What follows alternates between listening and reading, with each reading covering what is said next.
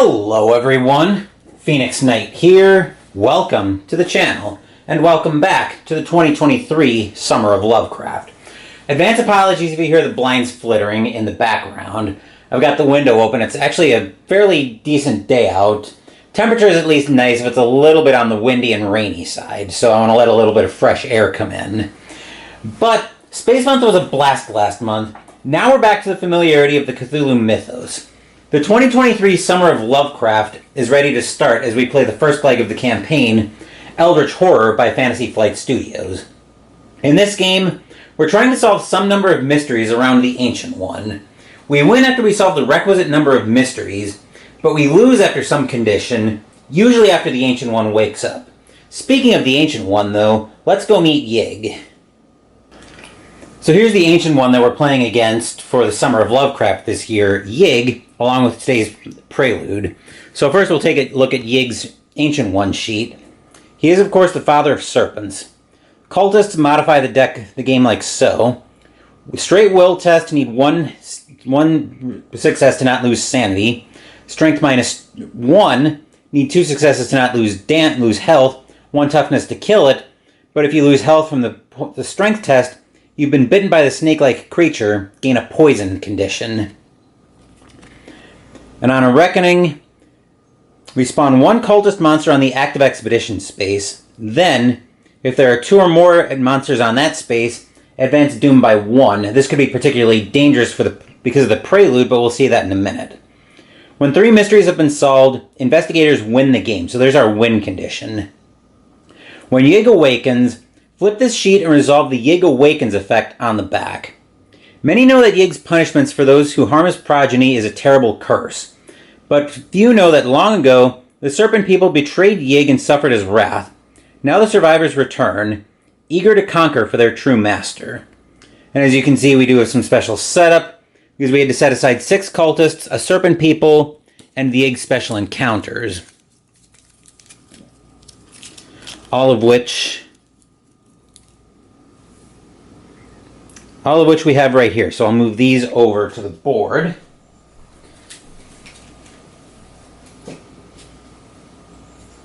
And then we'll take a look at our prelude.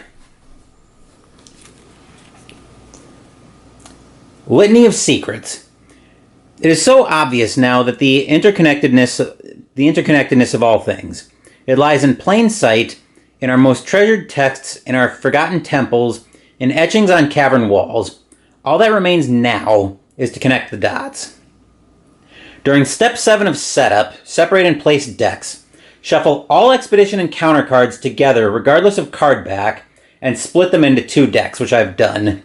Place an active expedition token on each space that corresponds to the illustration on the back of the top card of an exploration encounter deck.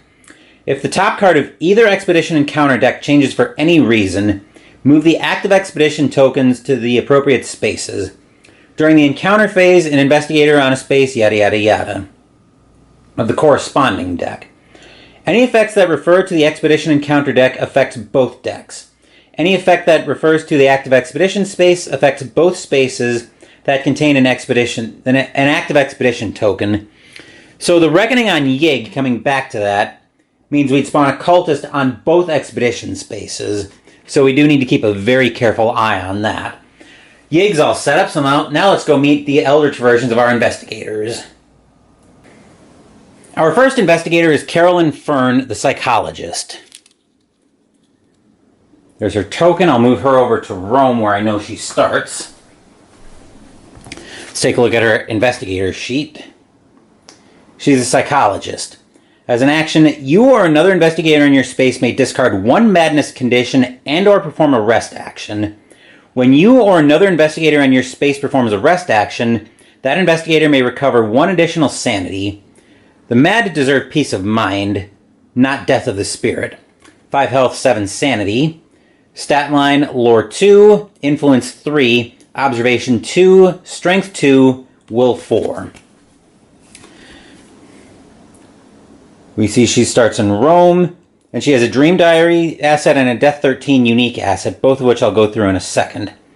When Carolyn Fern's latest patient, Malachi, told her of his troubled nightmares, she never expected that he would turn up dead the very next day. murdered by the very weapon of which he dreamed.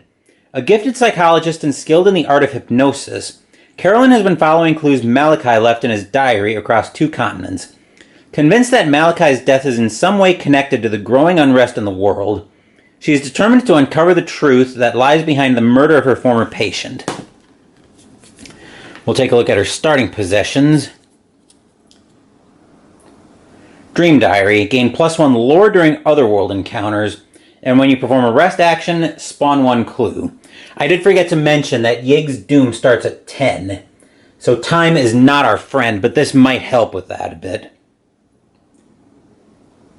Death 13 is a unique asset. Whenever a mystery is solved, retreat Doom by 1. So we definitely need to work fast. Last up, we'll take a look at Carolyn's personal story.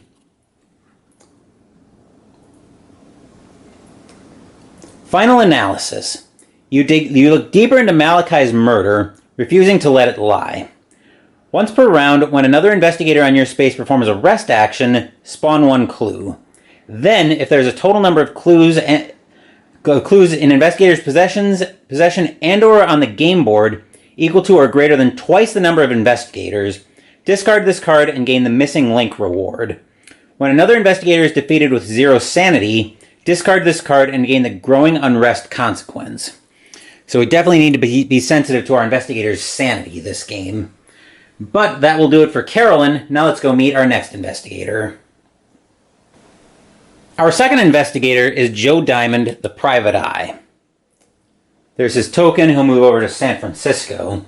I was also trying to reference their start spaces during the Summer of Lovecraft intro that I shot yesterday, actually. That way I'd know where everybody started right off the top of my head. So, we'll come back to Joe's investigator sheet.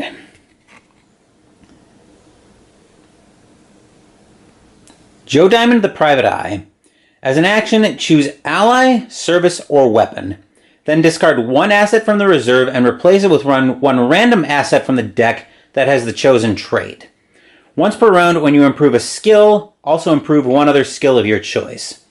I was hired for a job. Evil gods or no, I aim to finish it. 7 health, 5 sanity.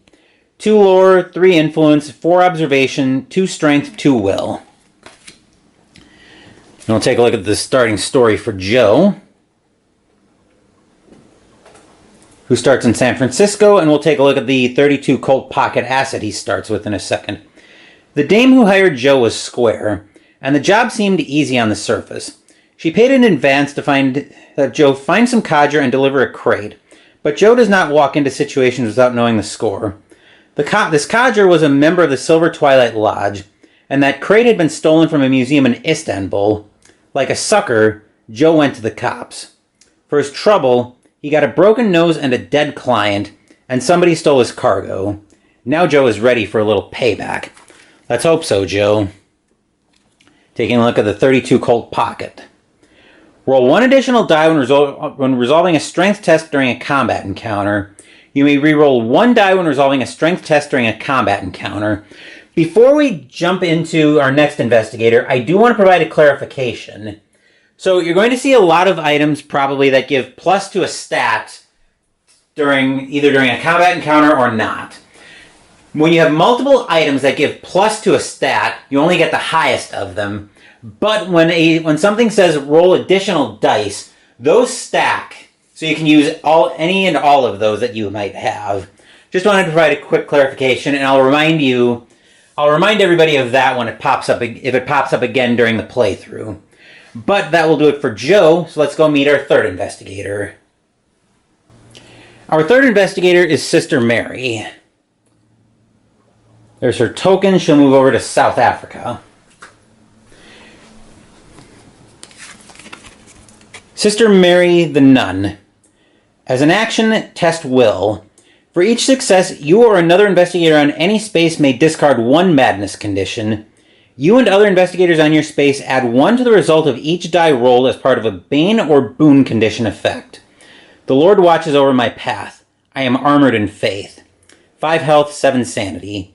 2 lore, 2 influence, 3 observation, 2 strength, 4 will. She starts off in space 15. She has a holy water asset that we'll look at in a second, a ship ticket, and a clue. Sister Mary speaks very little of her life before taking her vows. Like so many other young girls, she came from a small town and dreamed of something greater than a small life. The Lord provided. Through his path, she has become a lion of compassion and virtue. She has a natural humility, and people are often surprised how driven she is to serve God's will. The church has sent her to South Africa to investigate a possibly demonic presence. Mary plans to approach the question as she always does, with a clear mind and an unshakable faith. Turns out the presence is snakes, but we'll talk more about that later. I forgot to look at Joe's personal story. Let me finish up with Sister Mary's holy water. Then we'll go back and look at Joe's personal story. Holy water. You may discard this card to gain +5 will and strength during a combat encounter, or as an action, you may discard this card to choose an investigator on your space. That investigator gains a blessed condition. So before we look at Sister Mary's personal story, we'll look at Joe's. Finish the job. The case that got you into this mess remains unsolved. Near as you can tell, you are the only one left that knows anything about it. The case started with you, and one way or another, it's going to end with you too. When a mystery is solved, discard this card and gain the hard-boiled reward. At the end of the encounter phase, if there are clues on the game board equal to or greater than Investigators +6, discard this card and gain the cold case consequence. So we definitely need to be careful of clues that end up on the board. We want to get them in possession ideally. That way they can help Carolyn's personal story, but they won't hinder Joe's. Speaking of personal stories, let's remember to look at Sister Mary's. He is my shepherd. Your faith is with you always. All that has been and all that will be has been preordained. You are an instrument of God, and by his will, you will cause his work to be done. The darkness that threatens the earth is simply a test, one that you do not intend to fail. When a mystery is solved, discard this card and gain the Fear No Evil reward. If you would gain a Bane condition, discard this card and gain the Faith Shaken consequence instead. So we definitely need to work on getting that first mystery solved in a hurry, but that will do it for Sister Mary. Now let's go meet our last investigator. Our last investigator is Norman Withers, the astronomer. There's his token. I'll move him over to Space 8, also known in our group as the Norman Space. There's a bit of a story behind that one, but I'm not going to get into it here because we already have a lot to unpack. So Norman Withers, the astronomer. As an action, he can spend 2 clues to discard 1 monster on a space containing a gate. Epic monsters won't work for that, but anything else is fair game. Once per round, you may spend 1 sanity in place of spending 1 clue. Let them call me a crackpot. Something is happening in the stars, and I'm not imagining it. 5 health, 7 sanity. 3 lore, 1 influence, 3 observation, 2 strength, 4 will. So we've got a team that's rather heavy on the will department, but not really too much else so far. Decent influence. Maybe a little less strength than I would like, especially if I'm expecting to have to do a bit of combat. We'll take a look at Norman's starting story. Starts in Arkham. So I thought he was in the Caribbean, but I guess I had my... No, I know what happened. Because we call that space the Norman Space, I thought he started there. Anyway, mild ramble aside, he starts off with a Feed the Mind spell, which we'll take a look at.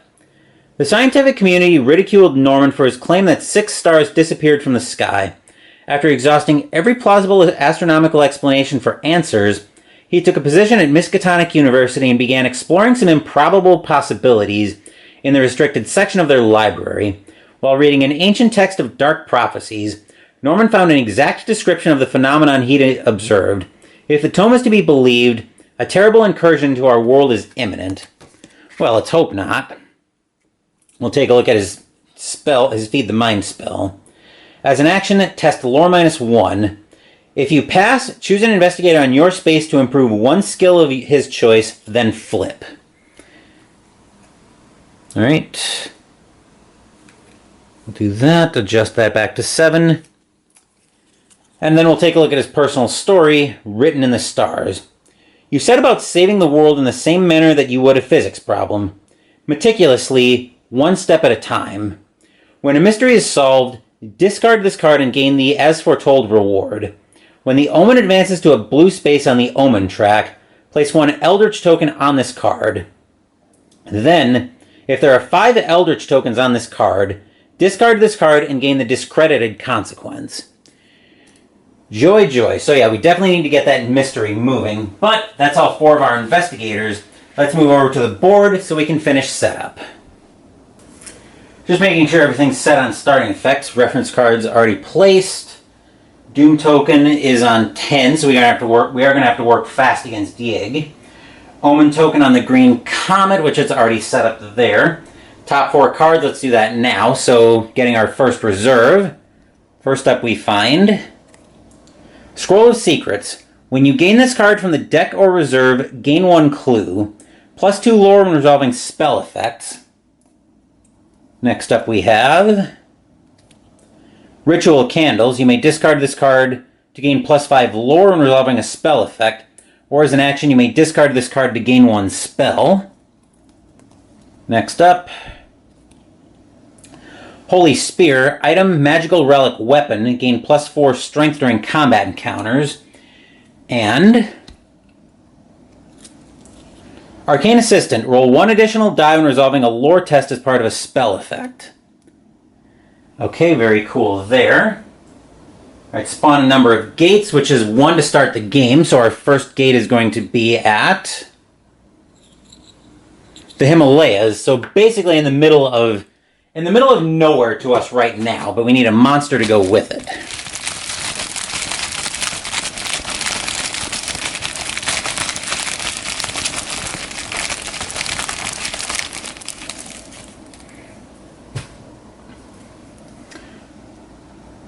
We get a Wraith. Oh, fun. When this monster is spawned, the lead investigator gains a cursed condition. Fortunately, right now, there is no lead investigator yet. When this monster is defeated, any investigator may discard a cursed condition. Will -1, need 2 successes to not lose sanity. Strength -1, need 2 successes to not lose health. 3 toughness to kill it. That's going to the Himalayas as well. Then we place the active expedition token on the space that corresponds to the illustration. Remember, we have 2 because we split the deck in 2. One is at the pyramids, the other is at the heart of Africa. Very accessible right now if Carolyn and Sister Mary want to go after them, and that's probably not a terrible idea. We get 2 clues as well based on the reference card. The rattling you're probably hearing as I'm shaking the clues up. If you remember from previous playthroughs of Eldritch Horror, I actually don't use the cardboard clues that come with the game. We will pull the clues out I'm using in a second. So there are 2 of those. Our starting clues are going to Space 19, which is up in Vladivostok, Russia, and Buenos Aires. Before I move these clues over, though, as I mentioned, these are acrylic clues. I got these from an Etsy store called By Your Command, and I'll provide a link to their Etsy store in the description down below. So Buenos Aires, and up here in Vladivostok, extreme eastern Russia. Then we need our first mystery, so I will grab the mysteries here. We'll give them a quick shuffle.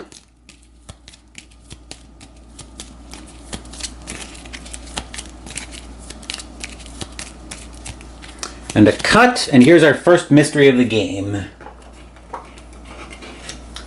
So the first mystery we're faced with. Rise of the Serpent People. Long thought dead. Some serpent people are returning from centuries of dormancy. Although few in number, they are masters of combining science and magic. When this card enters play, place a number of Eldritch tokens on equal to half the investigators each on a random space. As an encounter, an investigator on a space containing an Eldritch token may attempt to discover the meaning behind the strange events. Observation -1. If he passes, he may spend 2 clues to place that Eldritch token on this card. If he fails, a cultist monster ambushes him. At the end of the Mythos phase, if there are Eldritch tokens equal to on this card equal to half the investigators, solve this mystery. So, place a number of Eldritch tokens equal to half the investigators each on a random space. So it looks like we need to place 2 Eldritch tokens on a random space. So I've actually got a random space selector on my iPad. Technically, the way you're supposed to do this is you're actually supposed to pull a random clue out of the bag. But I don't like that just because I don't like doing that just because some of the clues are gone from the bag, so your random selection is limited. That's why I set up a random number selector on my iPad instead if I can ever find what I'm looking for here. Oh, right. There we go. So it looks like we're getting 2 Eldritch tokens on Tunguska, which is also kind of out in the middle of nowhere right now and somewhat inaccessible. So I'll put those up there. Is that how that worked? Number of Eldritch tokens equal to half the investigators each on a... Okay, that seems like it's worded a little bit weird, but it seems a little weird wording, but I think we're just going to go with it. So we've got 2 Eldritch tokens up in Tunguska. With that, we're all set to... Let me just make sure the prelude didn't have anything that happened after resolving setup. It does not, so setup's all resolved, which means we're ready to get into this game. I think our first lead investigator for the round will be... I think it'll be Carolyn, so let's drop down to Rome.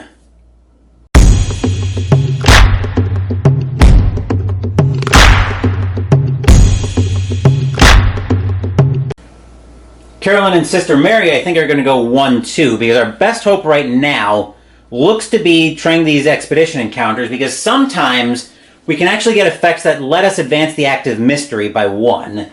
So I'm going to take a chance and see if I can maybe get a couple of those right off the bat. So Carolyn is going to take a focus, which I can use to re-roll 1 die. If it'll ever focus. There we are.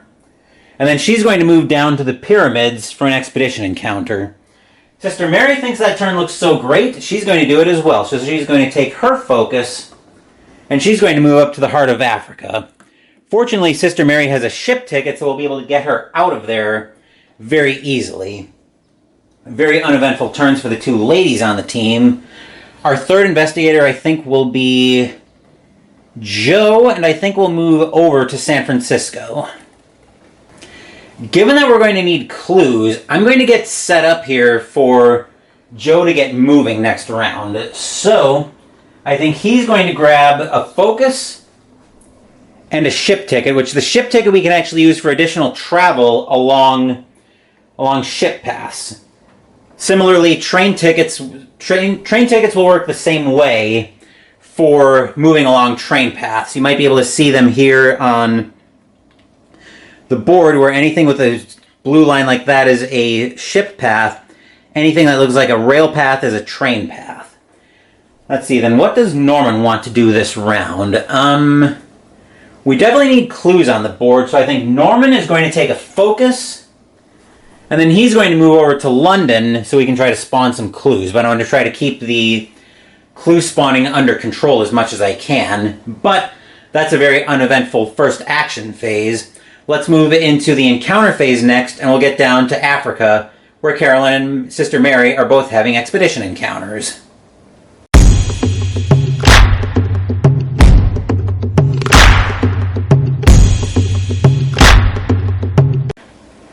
Actually, I think I have... If I move the camera just slightly, I think I have everyone in shot here, so we can go ahead and go right through everyone's encounters. Carolyn is at the pyramids. She'll be having an expedition encounter here. So let's see what Carolyn's getting up to. Inside the pyramid, you find a hidden passage leading to an undiscovered throne room. You explore the room for indications of its history. Observation. Her observation is actually pretty terrible here at 2. But let's see what she can get up to here.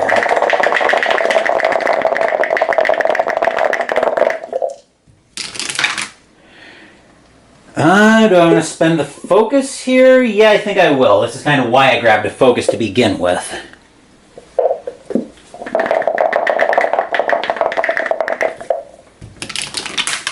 There's a pass.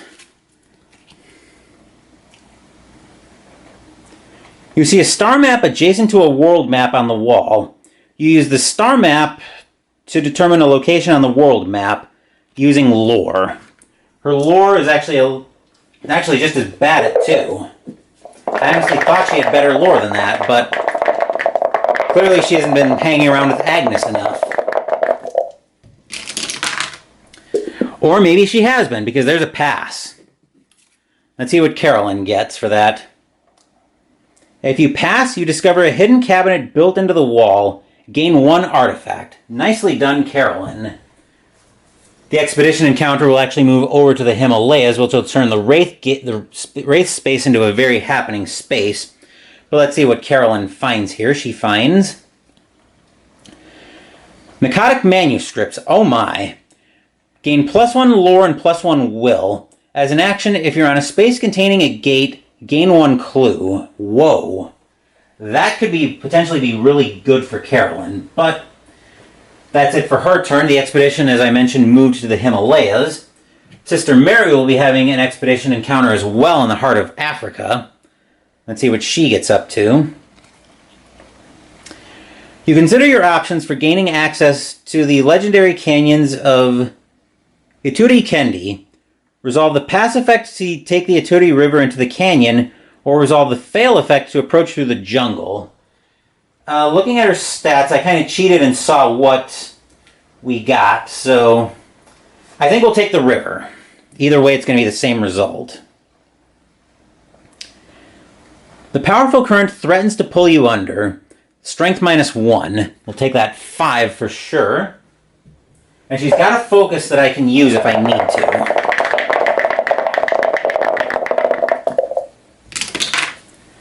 Which I don't need, thankfully. If you pass, you find a strange object waiting for you on the shore. Gain 1 artifact. Very nice. And then that expedition will actually move up to the pyramids where Carolyn will be waiting for it. So let's see what Sister Mary finds for an artifact. She finds Cursed Sphere. Whoa, oh boy. Sister Mary needs to pass this off pronto. She gains +2 to all skills. On a Reckoning, roll 1 die. On a 1 or 2, gain a cursed condition. She needs to pass that thing off pronto. Because I don't want to have a turn 1 personal story fail on that. That's Sister Mary's turn. Joe is having an encounter in San Francisco, so he will find. You find Sarah Winchester's journal on her boat. Her words expand your mind. Improve observation. Cool. So Joe gets to improve his observation up to 5, and then because of his special ability, he gets to improve 1 other skill of his choice once per round. So I think he'll improve influence as well, because we use somebody who can go through the reserve a little bit faster. But of course, kids, there's more. Suddenly, the craft catches fire. Strength -1. Another single solitary die for Joe.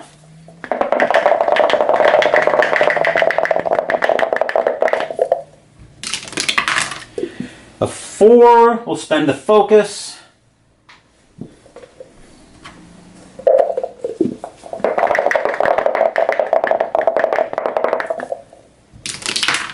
And still fail. Confound it. If you fail, you are accused of arson. Gain a detained condition. Oh, how delightful. So coming into my binder,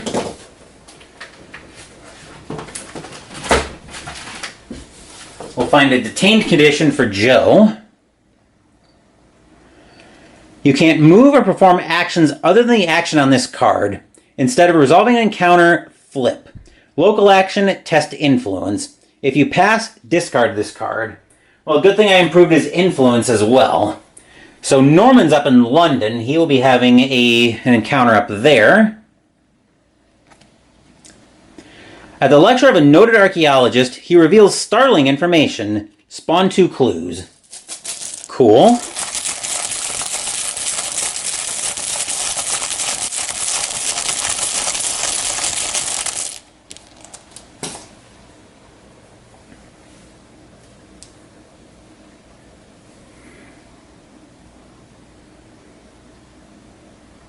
Space 18 and Space 4. Space 18 is down here in the, I believe that's the Indian Ocean, and Space 4 is over here up in the Yukon Wilderness up in Canada by Joe. But there's more as usual.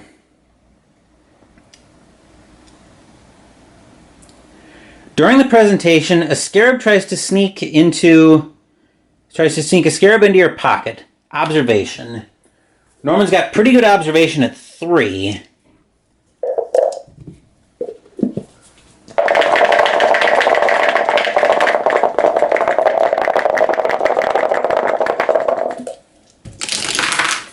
Which is enough to pass.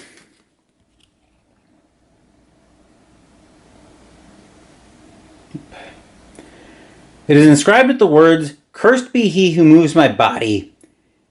To him shall come fire, water, and pestilence." And I won't bother with the "if you failed" condition because we didn't. That's everybody for the encounter phase. Let's move back up top for the mythos phase.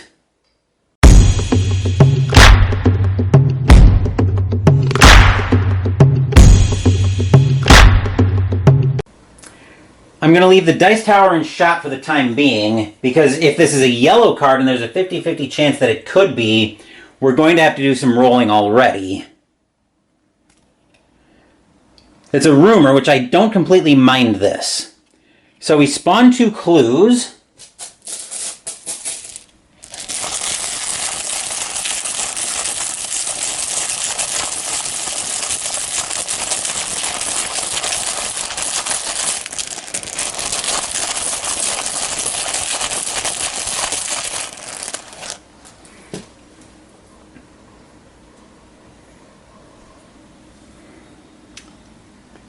London and Space 6. So London by Norman. Space 6 is over here in Monterrey, Mexico, hidden by the dice tower, which I can now get out of shot. Then I'll get 5 Eldritch tokens for this card. 1, 2, 3, 4, 5. I should be able to put that down here.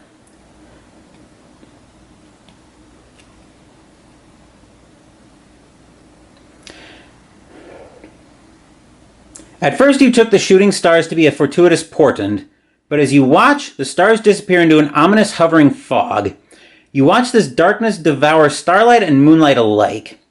Devourer of stars. As an encounter, an investigator on a space containing a gate may banish the darkness from the night sky. May spend clues equal to half the investigators to solve this rumor. When there are no Eldritch tokens on this card, discard all gates on the game board and advance Doom to 0. On a reckoning, discard 1 Eldritch token from this card for each gate on the game board that corresponds to the current omen. So, as much as I don't normally like seeing rumors, I think we kind of dodged a bullet, mostly for the sake of Sister Mary's personal story. So I'll bring the sequence dice off. And the fact that the expedition encounter is still on top of Carolyn is also something I can work with. But that will do it for the first round. New action phase now. And I think we've basically dodged the bullet here. So I will make Sister Mary our first player and we'll move down to Africa.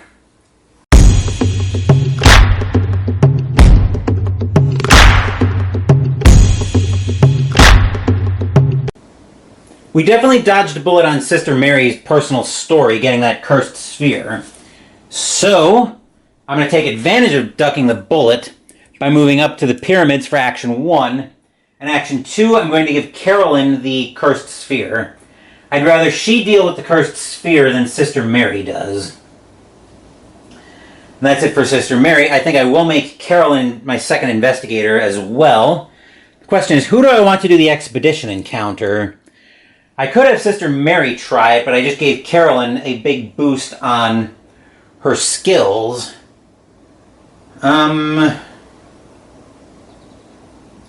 Actually, you know what? As part of that trade action, I can just have them swap artifacts. Yeah, I think we'll do that. I think we'll just have the two of them have swapped artifacts as part of Sister Mary's trade action. So Carolyn, what do I want Carolyn to do here? Let's see, we're at 1, 2, 3, 4, 5 clues right now. So Joe's not in danger of failing. Joe is actually in no danger of failing whatsoever. So I think mostly to get clues on the board, I'm going to have Carolyn use a component action to let Sister Mary rest. Mostly so we can spawn... I realize we're at full strength right now, but I'm doing this mostly so I can spawn more clues. Because we're going to need an obscene amount of clues for that mystery. Hopefully we can put a clue in a good spot.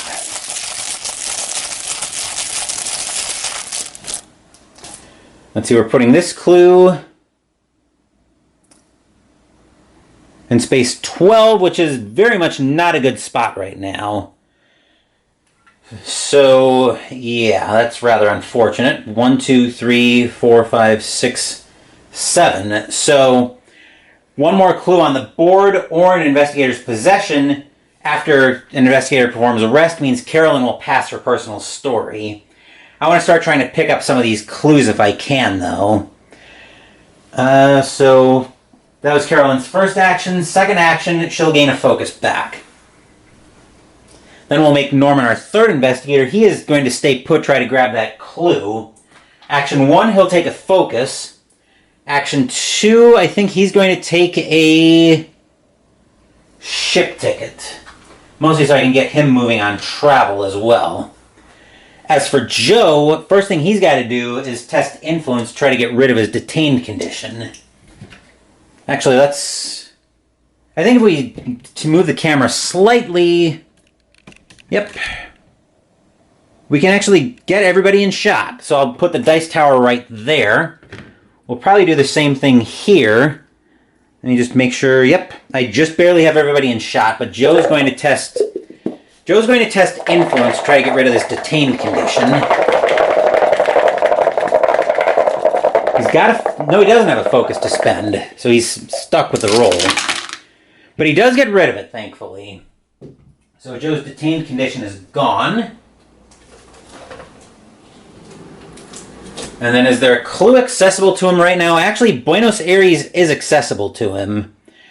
But then we need to get those clues up to Tunguska, so that could be a big ask. You know what? Let's actually start with him moving down to space 6 to try to grab that clue. So that will do it for Joe. That'll do it for the action phase. Encounter phase, and I think we have everybody in shot, so we're probably going to leave the camera right here. But we'll start off with Sister Mary.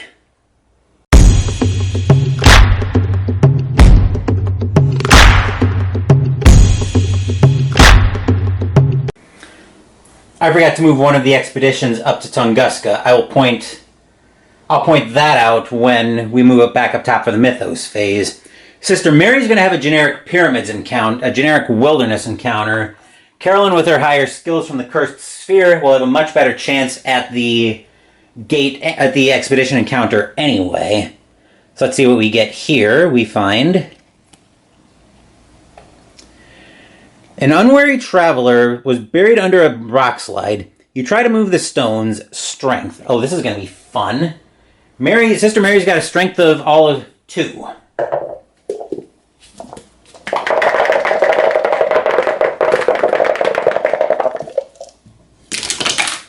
But we pass. Nicely done, Mary.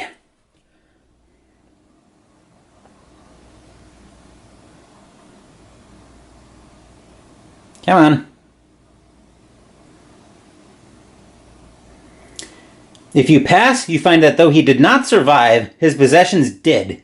Gain 1 artifact. Wow, we're just finding all the artifacts today.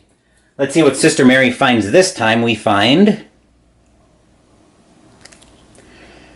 Tikkun Elixir. As an action, test will.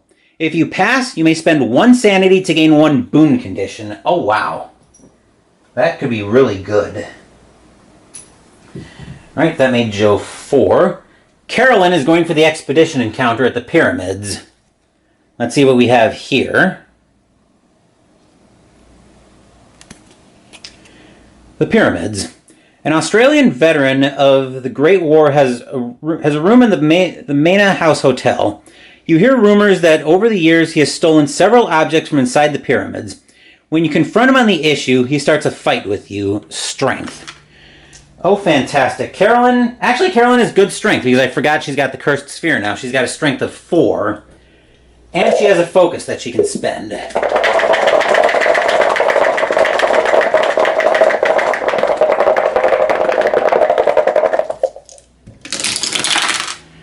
Two passes in there, so that'll work.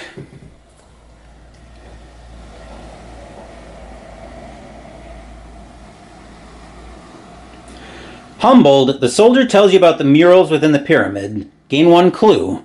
Cool.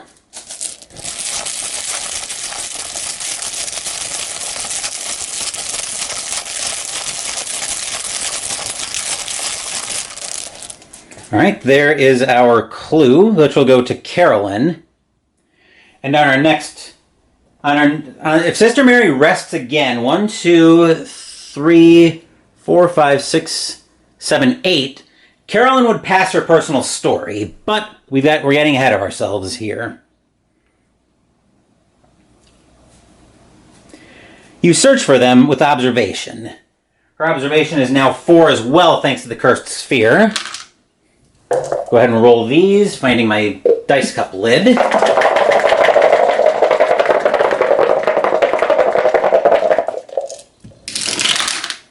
And wow, we have another pass.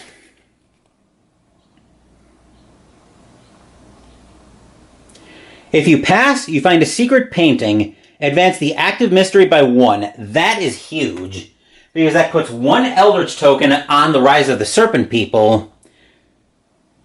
So there's our Eldritch token going on Rise of the Serpent People. That is immense, which means we only need to get 1 pair of clues over to Tunguska to try to clear that out. Speaking of clues, let's see what Norman and Joe can do about that, because they're both having city encounters. London is definitely a city, as is Space 6 for Joe, but Norman's up first.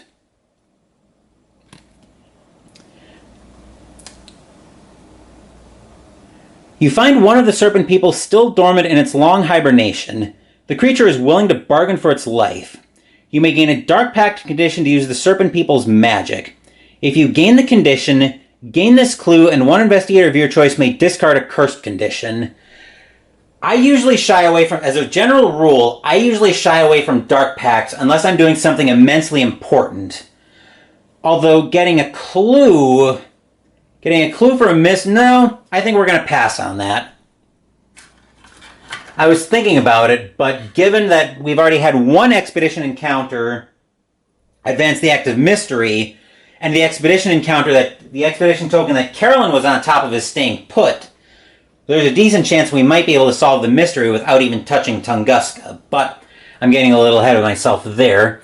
Joe is also encountering a clue on a city space.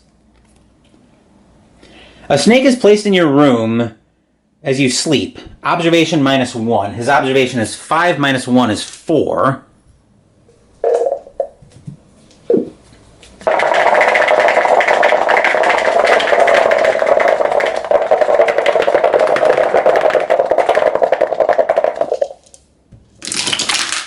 There's a pass. Barely, but we got it.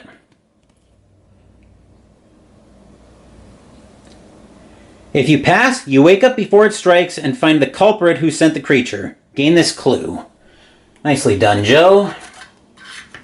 So Joe picks up a clue, which means between us we have 3 clues, so if we can start heading in the direction of Tunguska, we might be able to complete that mystery. But that's it for the encounter phase. Let's move back up top for the mythos phase.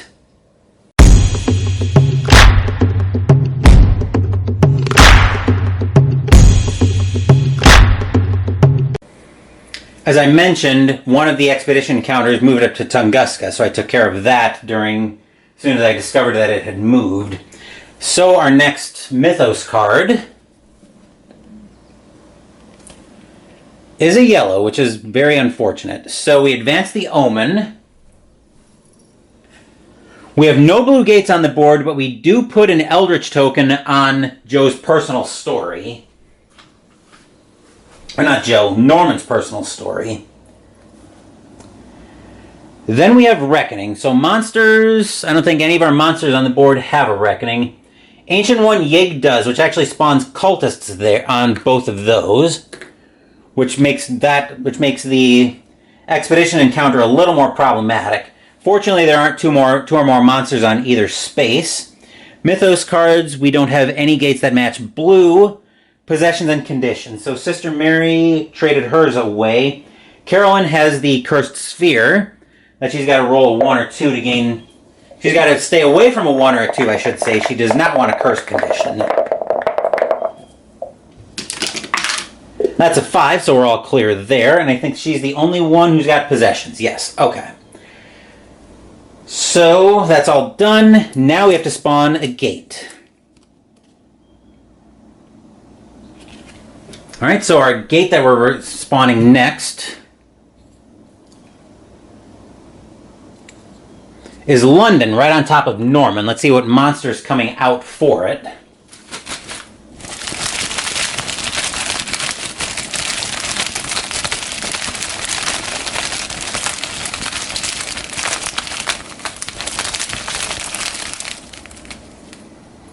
Monster we have is a Jiangshi. Will -1, 2 successes to not lose sanity. Strength -1, 2 successes to not lose health. 3 toughness to kill it. And if you lose health from the strength test, gain a Bane condition. Okay, that's all done. So, across the globe, headlines announce terrors that threaten to engulf humanity. Individuals everywhere take action against these horrors and assist those who have already been fighting the Ancient One. The world fights back. Each investigator may do one of the following: recover 2 health, or recover 2 sanity, or discard 1 monster from his space. We need a separate discard for the Mythos. Let's see, I don't think anybody has health or sanity to recover. Nope, we're still all full on that. Norman is going to discard the Jiangshi, because of course he is. I think we're going to have Sister Mary. Well, either one discarding the cultist doesn't really matter. That way Carolyn can actually go for the expedition again this turn. And then Joe and whoever didn't discard from the pyramids doesn't get to do anything. So, that's the end of another somewhat uneventful Mythos phase. I'll get the dice tower out of the way so we can see the entire board. I'll pull the sequence dice back over. Our first investigator will be...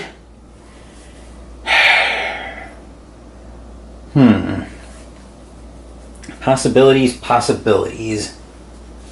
I can't do anything with the rumor yet, because I don't have the... Let's see, 1, 2, 3, 4, 5, 6...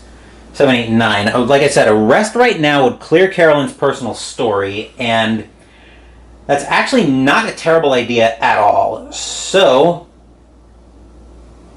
didn't really... I don't think I had Carolyn perform the rest action. So I think I'll have Carolyn be our first player once again. So let's move right back down to the pyramids.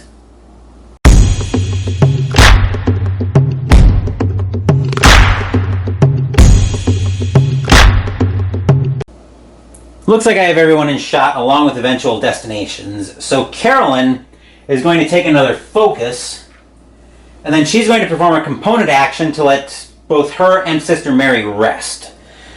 Actually, how many clues would that put us up to? 1, 2, 3, 4, 5, 6. That would bring us up to 8 clues on the board. We're going to be encountering at least 2 this round, I hope. Well, let's see where these clues go. So both of them are going to rest and spawn clues. So we're going to spawn 1 each for the Dream Diary and Carolyn's personal story. I'm pretending both of them are resting.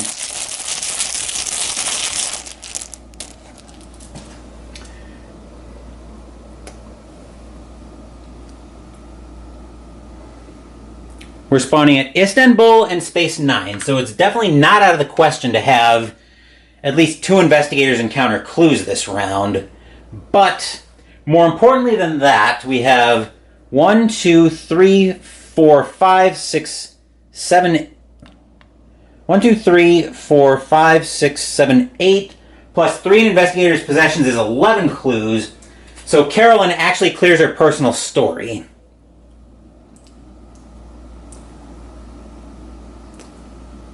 Missing link. When you gain this card, improve lore and will. Once per round, when another investigator on your space performs a rest action, gain 1 clue. So I think the action would have to be fully resolved, but Carolyn, most importantly, gets to improve her already badass lore and will. So now she's up to, accounting for the cursed sphere, she's up to 5 lore and 7 will. Wow. She took a focus and then a component action. Okay, so Carolyn's all done. Sister Mary will move to Istanbul to try to get that clue. Then she is going to... I think she's going to take a resource because we definitely need to get some... We definitely need to look at these assets and try to get some firepower out. So Sister Mary is going to grab a resource for that. Let's see. I think Norman is probably staying put. He's going...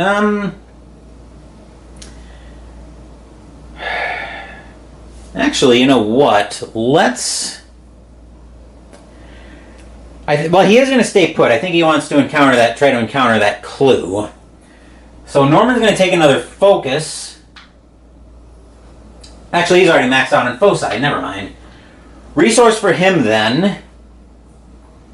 And maybe a... What do I want to do here?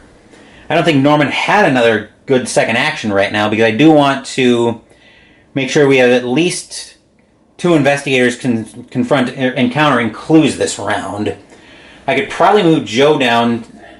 I do need to keep Tunguska kind of in the center of my mind. So I think he'll just grab another ship ticket to do some traveling. I can always swap that out later once I get moved. So Joe is going to be our last investigator. He's going to grab a train ticket, which I actually won't need to make his next move, but I will need it when I want to get him deeper into the continent, because I want to have him start working his way over to Tunguska. So he'll move to Arkham, and then he'll spend his ship ticket to move over to London. That will do it for Joe. That'll do it for the action phase. Encounter phase next, and let's start off with Carolyn.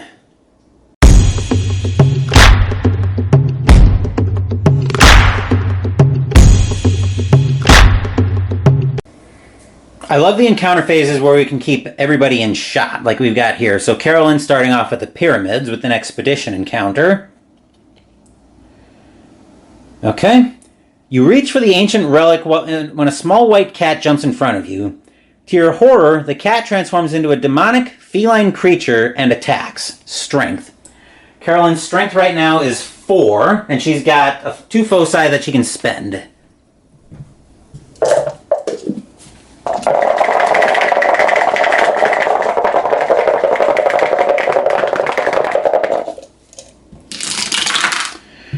There's a pass.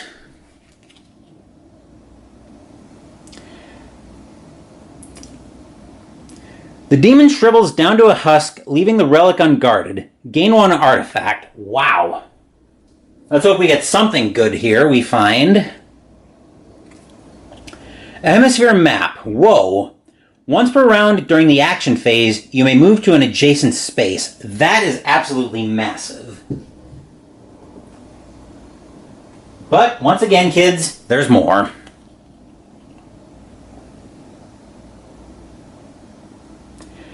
Examining the item, you may be too distracted to notice the warning hieroglyph. Observation -1. Carolyn's is 4, -1 is 3. So we'll take these 2 5s that we rolled and re-roll those.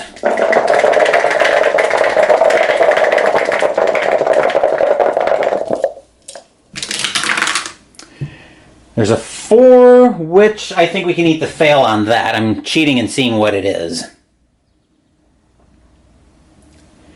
If you fail, you aren't prepared to evade the poisoned barb. Lose 1 health.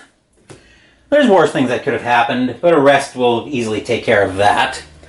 Sister Mary will be encountering the clue on Istanbul. So let's find out what we've got here. Before we do that, I won't forget, the active expedition moves to Tunguska.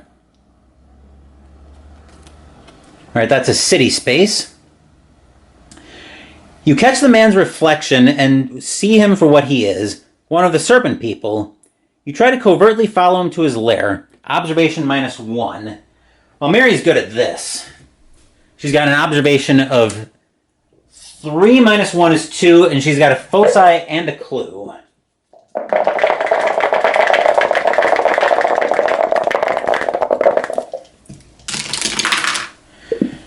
We'll use the foci, or the focus. See if we can maybe roll this out.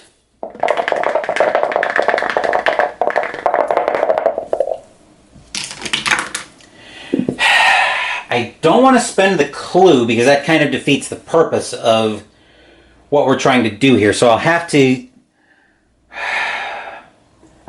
the fail on this one. It's unfortunate, but it is what it is.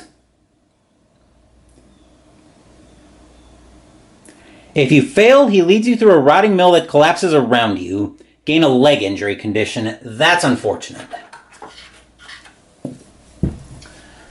So going back into the binder, we'll get the leg injury.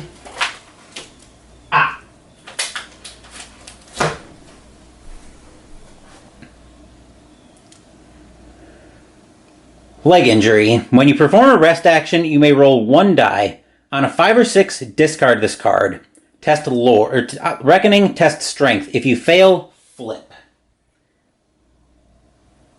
That's a bit problematic, but no help for it at this point. Alright, Norman will... Okay, Norman's going to encounter the clue as well.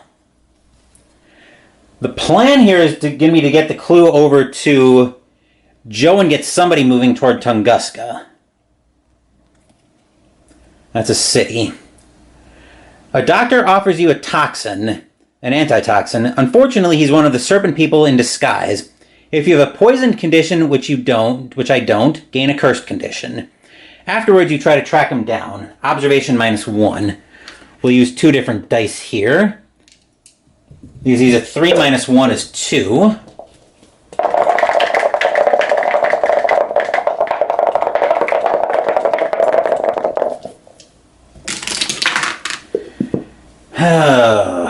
Not where I wanted to be, Norman. I will spend a focus. Because I really want to make sure I get this clue if I can. I mean, I could have Joe go for it, which I might have to do. A 2, I think we'll just eat the fail on that one.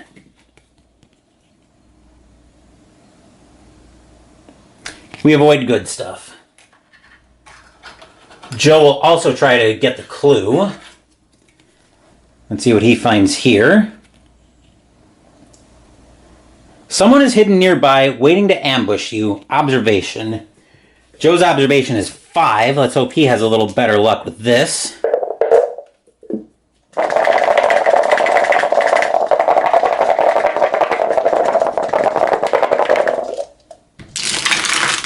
Much better.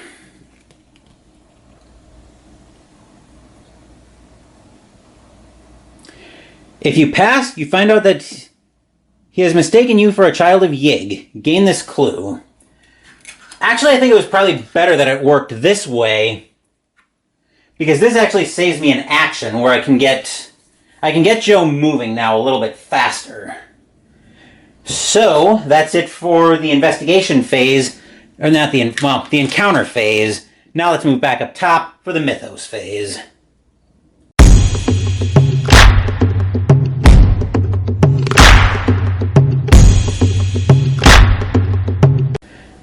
Dice Tower is still in shot in case we have reckonings, but let's see what we have here. We find Another Reckoning. Alright, so we advance the Omen, which does advance Doom by 1 because we have a red gate on the board of the Himalayas. Then we have a Reckoning, so monsters, don't think we have any monsters here. Ancient One spawns a cultist monster on the active expedition space. I think we only put one cultist on there because we only have one active expedition space right now. Then if there are 2 or more monsters on the space, which there are, we'll advance Doom by 1. Mythos cards will take 1 Eldritch token off the rumor because we do have a red gate on the board. Okay, we probably need to get that blue gate closed now pretty quick. Alright, that was Mythos cards, possessions, and conditions. Carolyn's got to roll for her Cursed Sphere. I'll take this 6.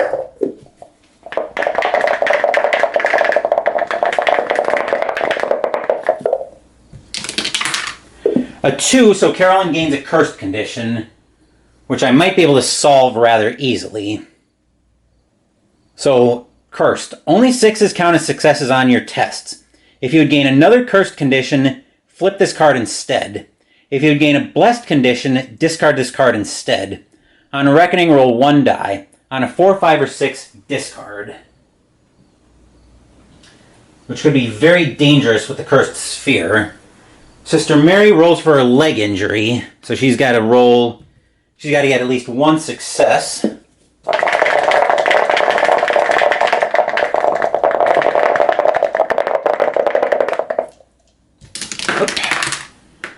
Which she has already. Actually, she gets 2 successes, so that doesn't flip. Norman, Joe, we're all clear there. Okay. Then we spawn a gate. So our next gate is San Francisco, back where Joe started the game, and then we need a monster to go with it.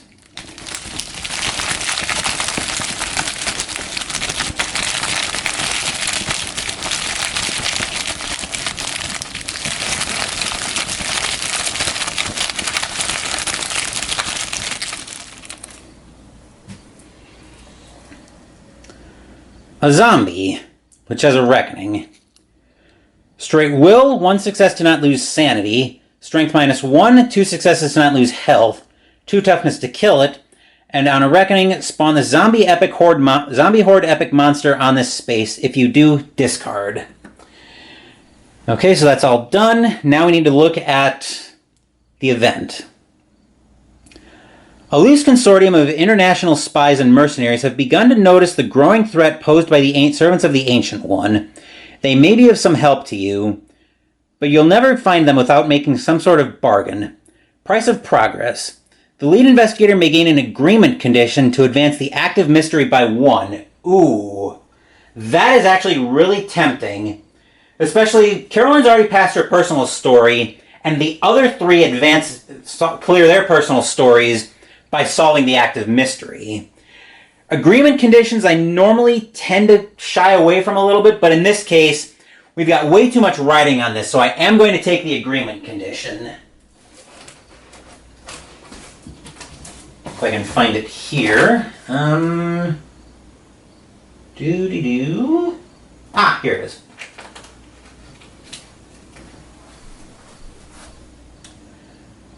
Agreement. As a local action, test influence -1. If you pass, you may spend 2 clues to discard this card. On a Reckoning, roll 1 die.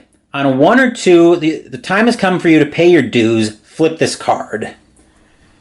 Okay. So we've got another Reckoning there. But more importantly, we actually put another Eldritch token on the active mystery. And then that's the end of the Mythos phase. So remember, we needed Eldritch tokens on this card equal to half the investigators, which is 2, so we have solved the first mystery, which means we'll get our second mystery out. Let's see what we've got going on here. Oop.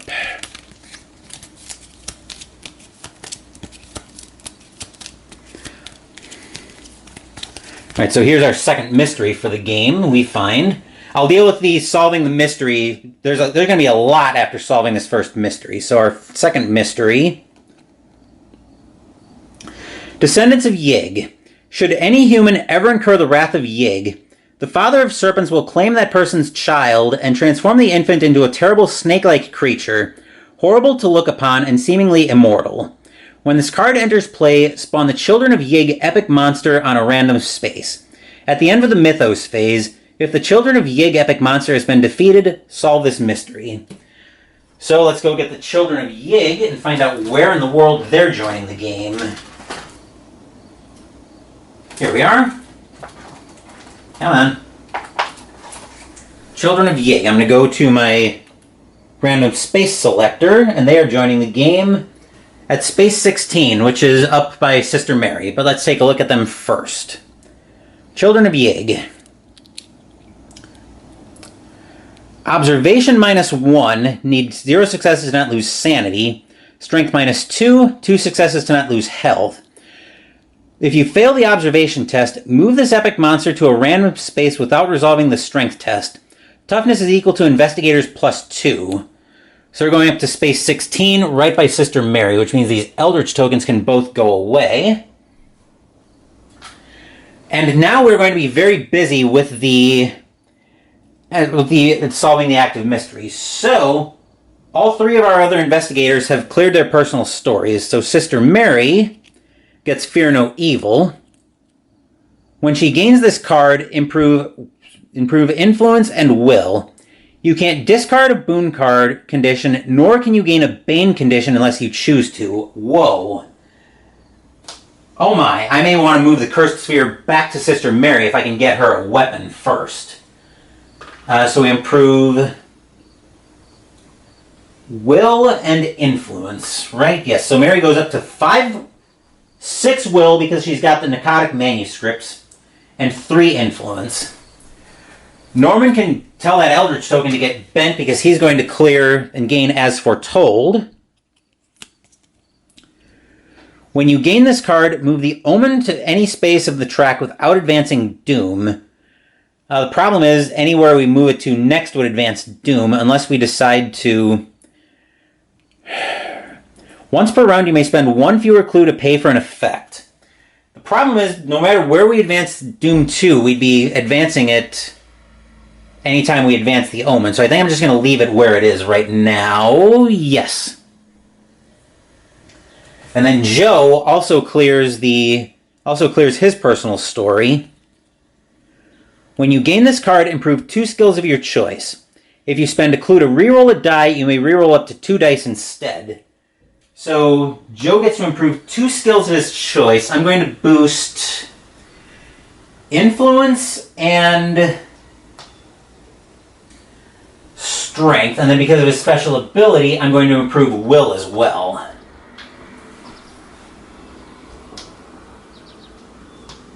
Okay, so that's all done finally. Now we've actually got some options, because now I could clear this rumor very easily. Especially since it's going to start ticking down rather steadily, but we need to figure out a way to deal with that Children of Yig pronto. So the question here is...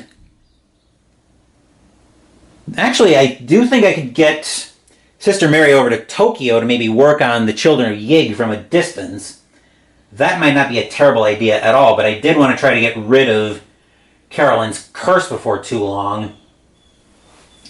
That's a once per action phase, though. That's a once per round during the action phase. Looks like that's a free effect that I can use anytime, so I've got that open to me. I could theoretically move Carolyn up to Sister Mary and get rid of that before Sister Mary moves on, which I actually might do that. The only problem is Sister Mary's going to be short an action unless...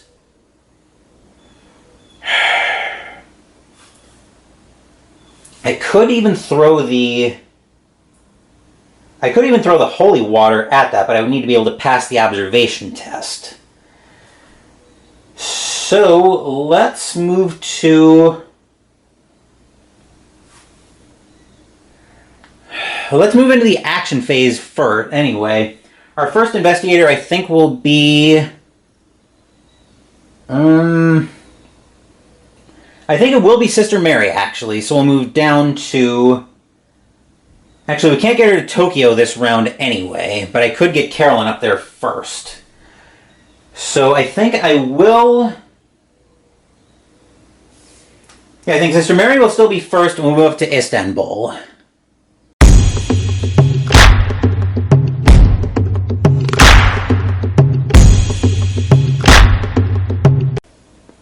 I almost forgot, from Carolyn's Death 13, since we solved a mystery, we retreat Doom by 1. Speaking of Carolyn, during the action phase, she'll move up to Istanbul for a free action. Then Sister Mary is going to be first. She'll toss the holy water to give Carolyn a blessed condition, which will actually just discard her cursed condition instead. I'll give those a quick reshuffle, because we could end up getting a different cursed condition. Then action 1. Actually, that was action 1 for Sister Mary. Action 2, she will...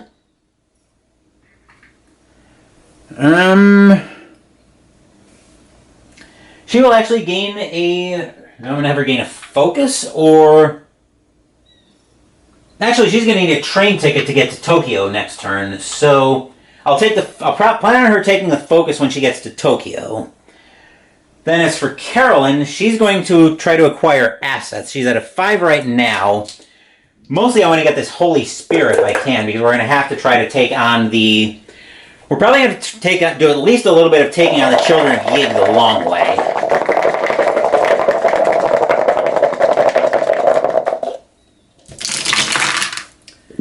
That is exactly Bubkus. So I think we're just going to bin something from the reserve. I think we'll clear the Scroll of Secrets. We do have that option when we get no successes on an acquire assets action, I believe. Let me just double check that real quick. Acquire assets. Yes, may discard 1 card. So we are going to bin the Scroll of Secrets, which means we'll replace it with an Occult Tablet. Gain +3 lore and resolving spell effects. When you perform a rest action, you may test lore. If you pass, you may spend 1 sanity to gain 1 clue. Alright, then for Carolyn's second action, she will take a... She can only get a train ticket here. Which might still be worth it, though, with the overall plan of maybe going with Sister Mary at least part of the way to Tokyo. Maybe I'll have her branch off and go do some stuff up in Tunguska, but that's a thought for later. Joe, I think, is going to stay put, because we definitely... Now that we have 2 clues and we're on a space with a gate, clearing the rumor is going to be a more important priority now, just because I don't want to start that steadily ticking down. So Joe's going to grab a focus, and do I need a ship ticket for him? Probably not. I think he will just try his luck at acquiring assets. Maybe he'll do a little better with that than Carolyn did, with a similar 5 influence.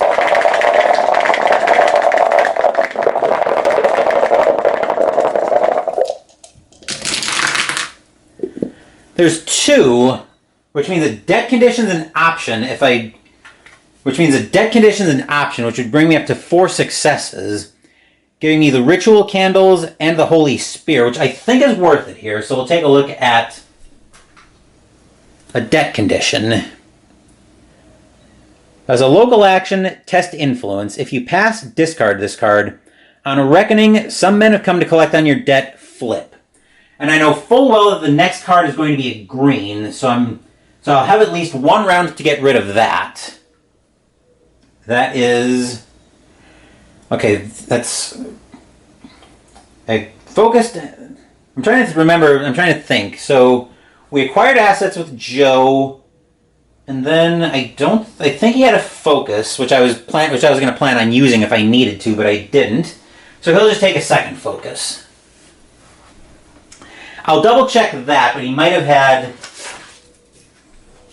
So this is round 4. I'm just going to put in an editing note.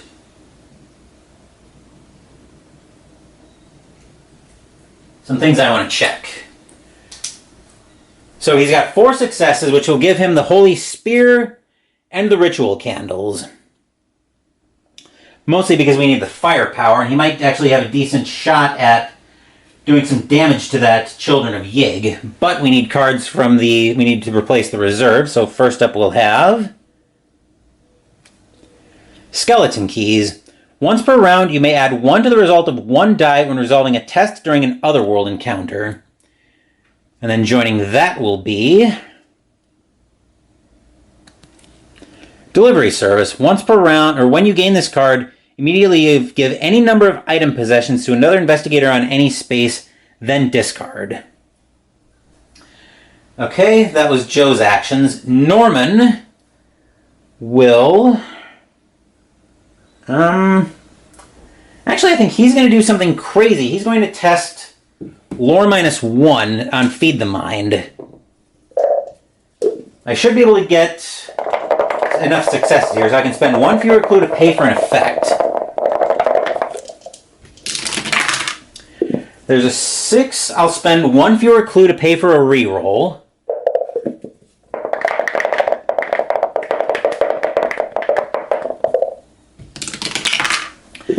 I think we can take 1 success on Feed the Mind, so choose an investigator on your space to improve 1 skill of his choice. Joe is going to improve Observation, and then because of his special ability, he's going to improve Strength. Norman will flip Feed the Mind with 1 success. 1+. Casting your thought into the ether, your mind returns with strange knowledge. You may not entirely be the same person you were before. Lose 1 sanity, then flip back. Okay, that was 1 success for Norman, who lost a sanity on that. And he will... Actually, he's just going to rest that right back. We might be casting that a few times might be casting that a few times in the next few turns. But that will do it for the action phase. Encounter phase after I change my battery, and we'll be saying hello first to Sister Mary.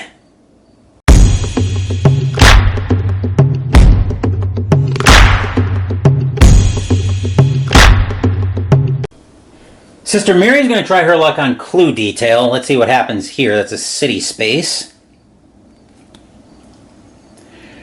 A man has been bitten by so many snakes in a short amount of time that the venom causes him to burst open after he dies. The sight is horrifying. Will. Good thing Sister Mary's good at will. She's got 5, 6 will.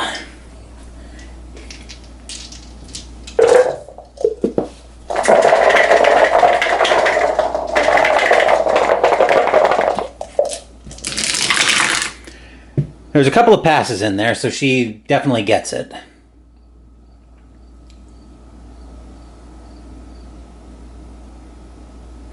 If you pass, you capture what the snakes for study, gain this clue. So now Sister Mary's got 2 clues of her own. That will work very nicely for us there. Carolyn will encounter Istanbul. Let's see what we've got here.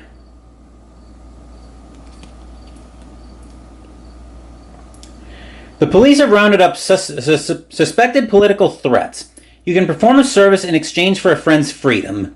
You may gain an agreement condition to gain 1 random ally asset from the deck and a task unique asset. Carolyn already has an agreement from advancing the active mystery to solve that, so we can't do that. Joe's encounter is going to be to spend 2 clues right back into the bag, right? Let me just double check that. As an encounter, may spend clues equal to half the investigators to solve the rumor. So we're going to solve the Devourer of Stars and stop that from being a problem. And then speaking of encountering gates, I think we're going to send Norman into... Let's see, we're going to send Norman into the... Do I want to send Norman into the London gate, or... I think we are going to send Norman into the London gate. I want to try to keep gates somewhat under control, especially since we're advancing to blue. City of the Great Race. One of the Yithians is incoherent, communicating only in occult gibberish. You learn that the creature swapped minds with a man and then died, leaving the person's thoughts trapped in this body. You try to understand what it is saying. Lore. Okay. His lore is 3, so that's what we get to roll. I'll take these 3 successes.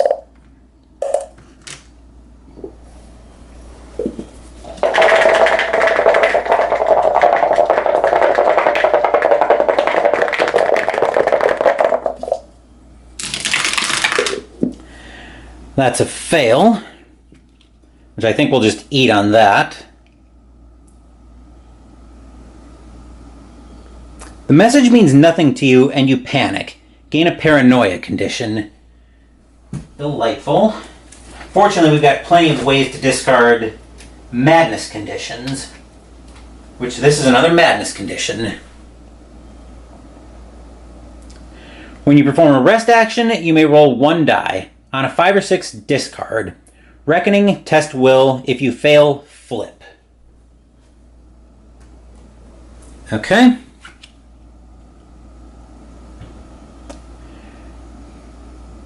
Terrified, you try to force yourself back into your own body. Will. Fortunately, Norman's good at will, so we'll use some different dice for that.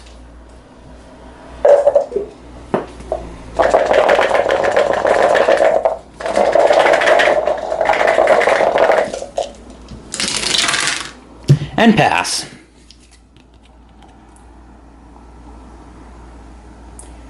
If you pass, close this gate. Cool beans. So London is now closed, which I very much welcome that. So that will do it for the encounter phase. Let's move back up top for the mythos phase.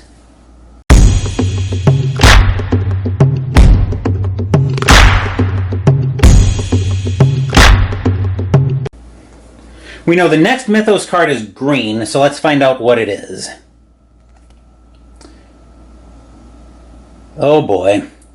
Okay, so we advanced the Omen.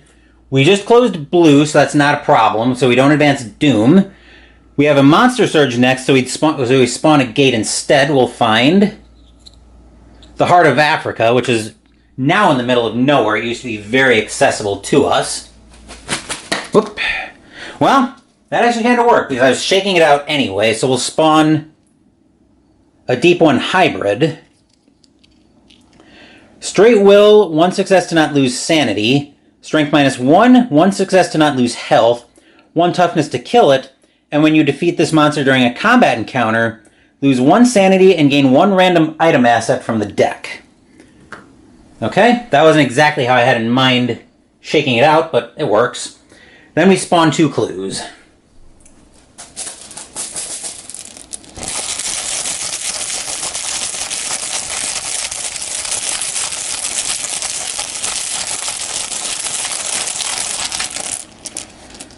Right, we are spawning 2 clues at Space 10 and Rome, which are both very accessible right now if we want them to be.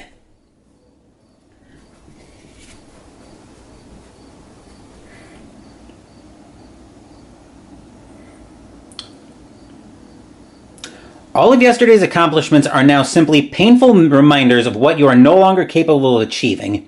The regret and physical strain just get worse every day. Painful memories, event. Each investigator loses health and or sanity equal to the number of impairment tokens he has. Then each investigator discards all of the impairment tokens, which we have exactly no impairment tokens right now, so we are all fine there. We're into a new action phase now, and now I think we need to get to work on the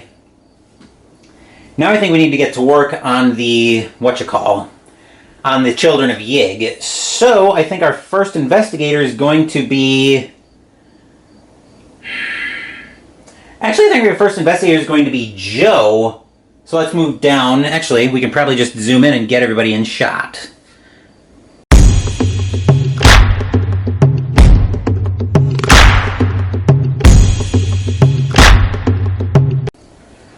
We're actually going to screw around a little bit with the reserve here. So Joe's going to use his component action to choose ally, service, or weapon. He's going to choose weapon, discarding the occult tablet, and we're going to go until we find a weapon.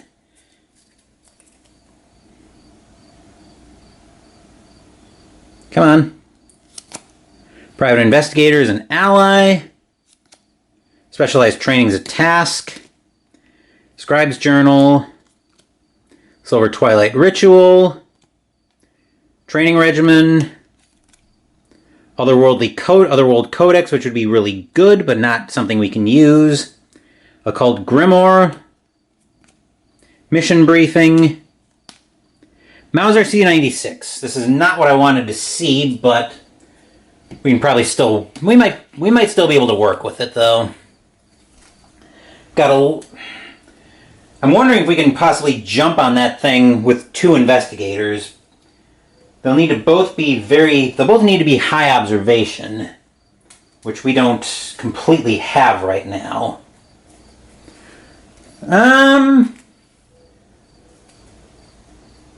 We could probably get Carolyn. We could probably work with Carolyn. You could use Carolyn on that.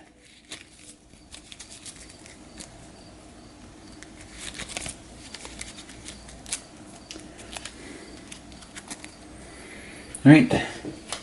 Mauser C96 for 2 successes. Whatever wants to focus. Gain +2 strength during combat encounters, and you may reroll 1 die when resolving a strength test during a combat encounter. Then he's going to move to London and spend his train ticket to move to Istanbul, joining Carolyn and Sister Mary. Then for Carolyn's second action, she's going to give the hemisphere map to Joe, who's immediately going to use it for its free effect during the action phase. I could give him the cursed sphere as well, but it almost feels like, well... Let's see, he'd be rolling 4, 8, 9, 11. I believe that's a -1, isn't it? That's a -2, so that would be 9 dice. That actually might be worthwhile, actually, to do that. So, I think I will give Joe the cursed sphere as well. And then he's going to use the hemisphere map to move up to Space 16 with the Children of Yig. And then Carolyn's second action is going to be... Carolyn's second action, I think, is going to be to try to acquire some assets. So we'll bring the dice tower in shot. I want to see if I can get that Mauser so Carolyn at least has a way to defend herself.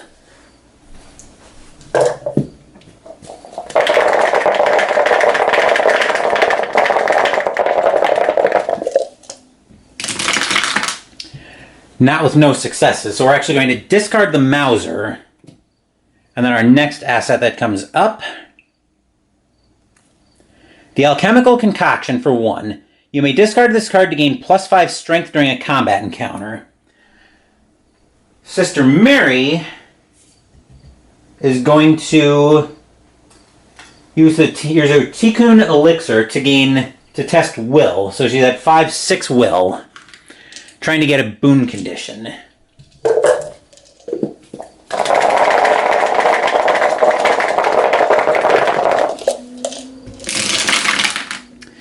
Which she will get, so I'll get her a boon condition. Here it could either be Blessed or Living Link. I think are the 2 boons, right? I'm just thinking here. We're doing some other things off camera. I should have a good condition selector in here as well. I got random selectors. Ah, here we are. Boon conditions. Sister Mary's Righteous. Also thematically accurate with her. Here we are.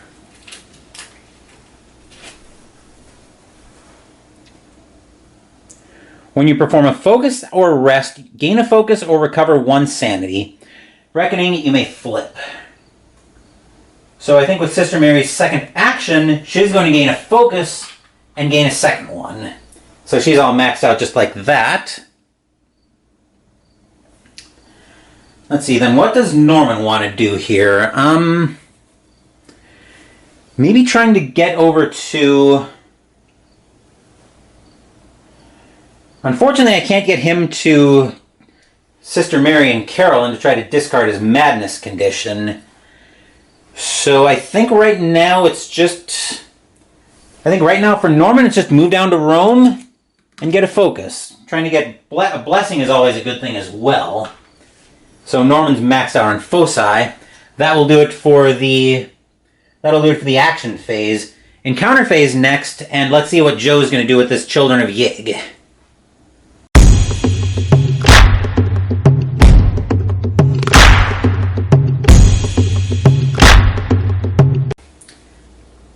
absolutely rock if I could take this thing out in one shot, but I'm not betting on that.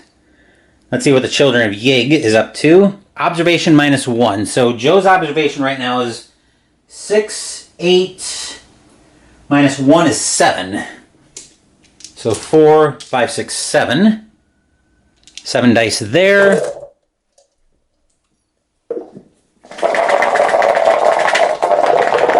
So we just need one solitary success to not have it move. You are kidding me. How? Seriously, how? Spending a focus.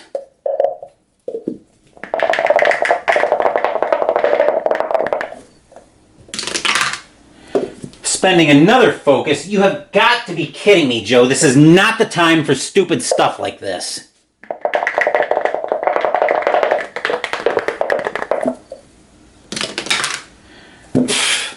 Seriously, Joe?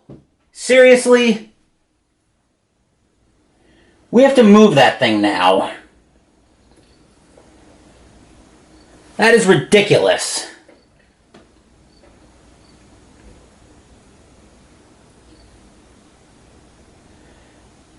That was not the time for something like that to happen, Joe. Seriously.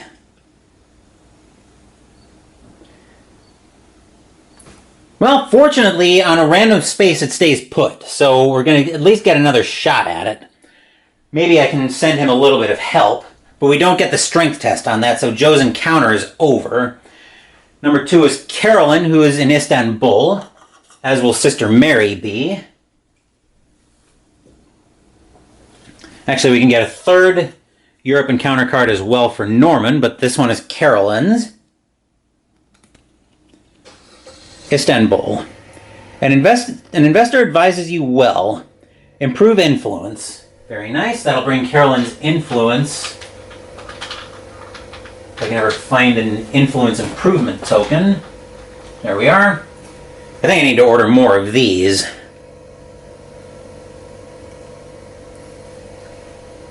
I'm probably going to hit a buy your command again for another set, but there's more. He says, the Sphere of Destiny shows him the past and future. You stare into it. Lore -1. If you pass, you see lost relics. Gain a treasure map unique... Oh, I should just stop at that point.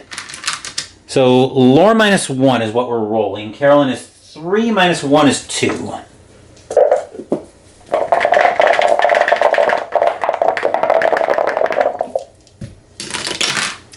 And we pass. If you pass, you see lost relics. Gain a treasure map unique asset. Cool. Let's see, treasure map would be in here. Here we are. Shuffle those back in. Treasure map. When you gain this card, place one random clue face up on this card. After resolving a location encounter on that space, flip this card. Alright, so we'll put a clue out there for Carolyn, and we'll find out this is going to take her.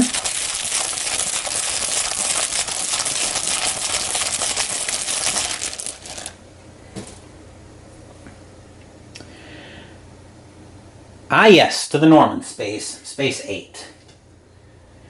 Okay, so Carolyn's all done. Sister Mary is also in Istanbul. Let's see what she's doing. You endure murky depths of Lake Kusuke Kemse. I just totally butchered the pronunciation of that. In search of gold. Will -1. Her will is very high right now. It's 6 -1 is 5. 3, 4, 5.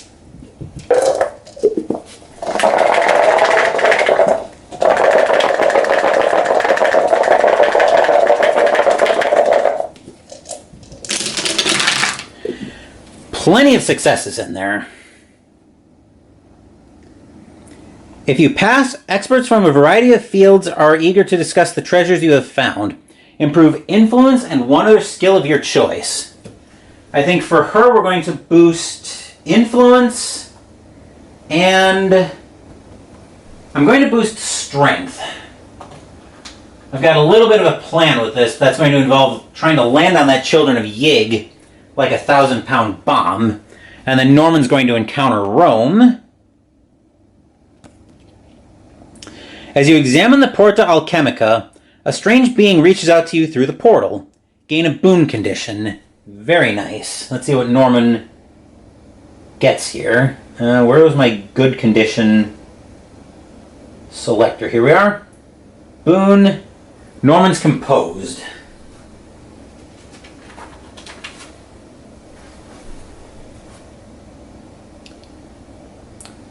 When resolving a test, if you do not roll any ones, you may reroll all of your dice. When you fail, flip. Okay, of course, there's more.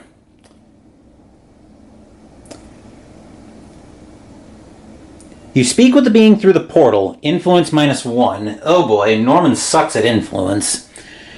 Well, let's take one of these 6s. As long as we don't roll 1s, we can keep re-rolling. Because it doesn't say there's a once per round limit.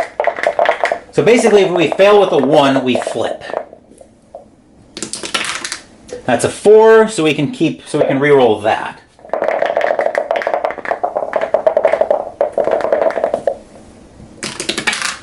There's a 1, so we do fail. Which our fail, it looks like it's going to be really bad. If you fail, your mind corrodes. Gain 2 madness conditions. Yikes, Norman. And it's going to get even worse because I'm bringing your composed right back over. So we need 2 madness conditions for poor Norman. Let's see. First up, amnesia and terror. Oh, Norman. How bad is this going to end up being? Amnesia and terror. So amnesia, when you perform a rest action, you may roll 1 die. On a 5 or 6, discard. Reckoning, test will. If you fail, flip. Yikes, I think we may need to get Norman and Sister Mary together. Fortunately, they're close. Terror, when you perform a rest action, you can't recover sanity, roll 1 die. On a 4, 5, or 6, flip. Delightful, and then we flip composed as well because we failed a test. Panic courses through you. You feel yourself beginning to lose control, but steady breathing and repetition of a calming mantra bring your core back to center. For now you persevere, but each passing day brings you closer to the brink of collapse. Resolve 1 effect of your choice. Gain a madness condition, then flip. Discard all of your madness conditions and this card. Well, let's see. We have 3 madness conditions. Gee, I wonder what I'm doing. Madness conditions and composed can all get bent. Yeah, 3 madness conditions, and Sister Mary discarding them is not even a guarantee. Seems like a pretty easy, get me rid of this card. Especially since composed failed us so dramatically. But that will do it for Norman. That'll do it for the encounter phase. Let's move back up top for the mythos phase.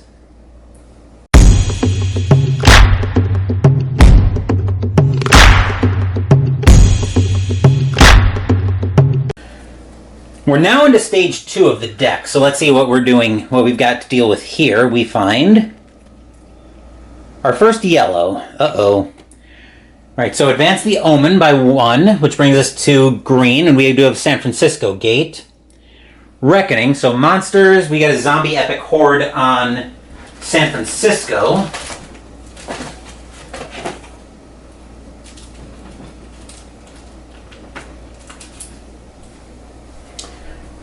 Which also has a reckoning of its own.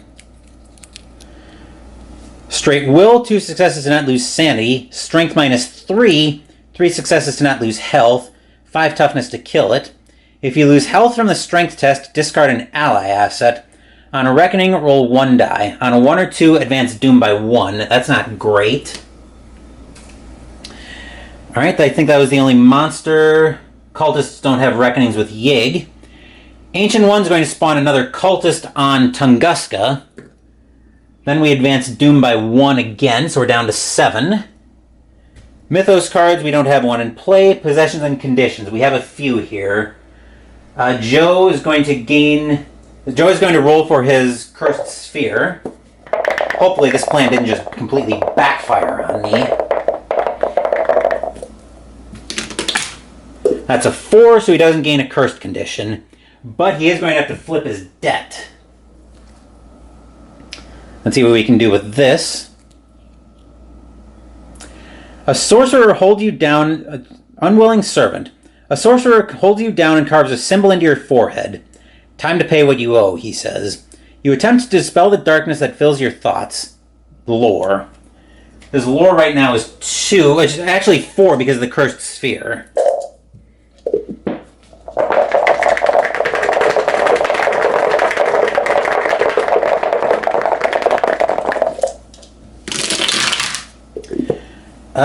Boy. That's going to be a fail. If you fail, you have no recollection of your actions, gain an amnesia condition, then discard. So Joe gets amnesia back. Well, actually he gets amnesia. As a team, we have amnesia back, though. We saw that earlier when Norman picked it up.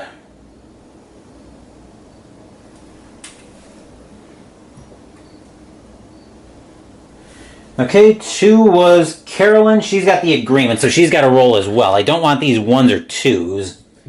Because she can't roll a 1 or a 2, otherwise she'll flip. So, of course, I roll a 2. Delightful.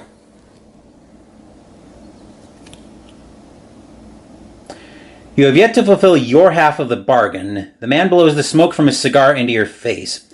I hope you understand the position you've put us in. The man leaves the room, leaving his brute squad to collect.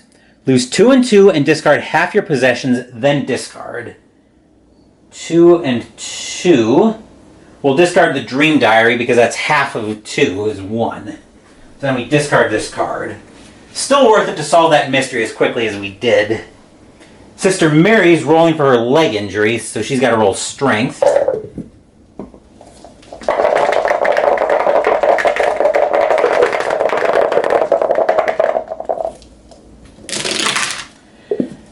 She will fail as well. This is starting to go... yeah, I think we'll spend a focus to try to get that clear. And we won't flip. Then righteous, we will flip. We'll flip righteous. You feel invigorated as you burst into the room. Cult members scatter in all directions, but the authorities round them up without a single cultist escaping. The information they give you is highly illuminating. Advance the active mystery by 1 or gain 2 clues, then discard. Alright, so when the active mystery is an epic monster, I believe it puts 2 health on the monster. And of course, it doesn't say. Fortunately, I have my iPad right here so I can ask our handy-dandy friends at either Board Game Geek or the friendly neighborhood Google machine. Let's just do this. I'll just ask Google.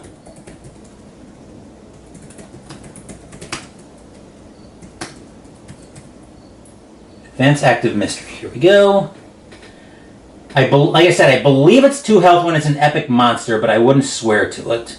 Place 2 health on the monster. Okay. That's what I thought it was, but I wanted to make sure. So we are putting 2 health on the Children of Yig, which means if Joe can successfully pass the observation test, he should be able to hit it. But that will do it for... Actually, we had 3 possessions with Carolyn. We had the treasure map, but our problems might be getting even worse. This righteous gets discarded. Here it is. Okay. So we also... I think that was the last Mythos card. Yes, Norman was clear. Then we spawn a gate. Joy, joy. Alright, so we're finding the pyramids as a gate now. Now we need a monster to go with it.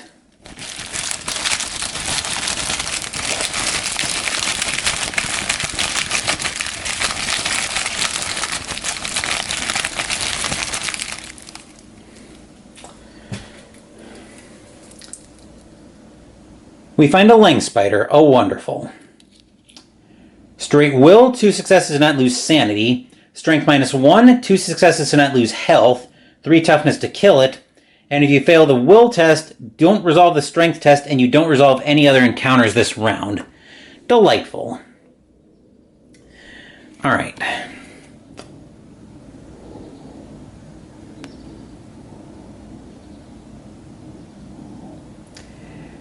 Theaters around the world are eager to take advantage of the sudden popularity of decadent scripts such as The King in Yellow. Audiences react in wild, unpredictable ways. Each investigator must resolve one of the following effects. Move to a random space and become delayed. Impair highest skill monster ambushes. I think everybody has improvement tokens by this point except for Norman. Let's see. So Joe would be impairing observation, which is probably... I can probably work with that. So Joe will impair observation.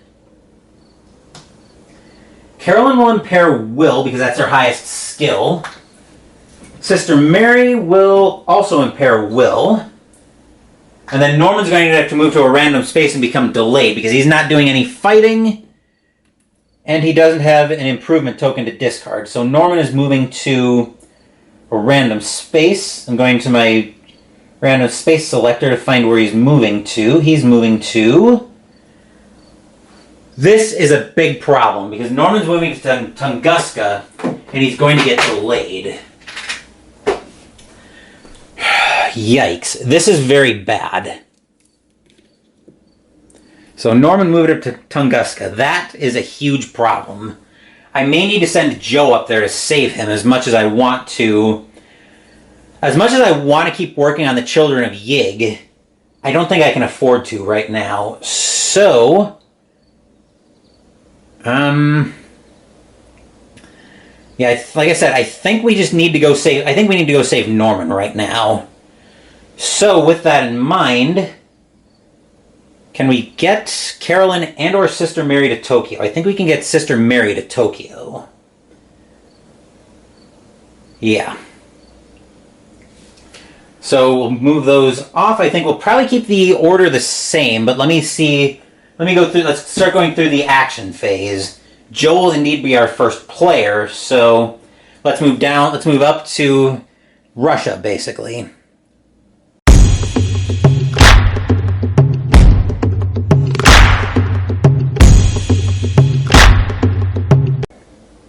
We can get everybody in shot here, so we'll go ahead and take it away. With the hemisphere map, Joe will move over to Tunguska into that disaster. Action 1, he'll take a focus. Action 2, he'll take a resource. Mostly setting up for later. Let's see, what does Carolyn want to do now? I think Carolyn will... actually, let's make Sister Mary our second player. She's going to try to acquire assets. I mostly want to try to get the... I want to try to get some more firepower so I can ideally send... So I can maybe send the Children of Yig a little bit of... Trying to keep working on... Actually, yeah. We'll just plan on moving Sister... Actually, better idea than having Sister Mary try to acquire assets. We're going to spend both of her travel tickets. I think I need both of them to get to Tokyo. So, Space 17... Train to Shanghai, ship to Tokyo, so that'll work. And then she'll take a focus. Then as for Carolyn, I think she will try to acquire assets.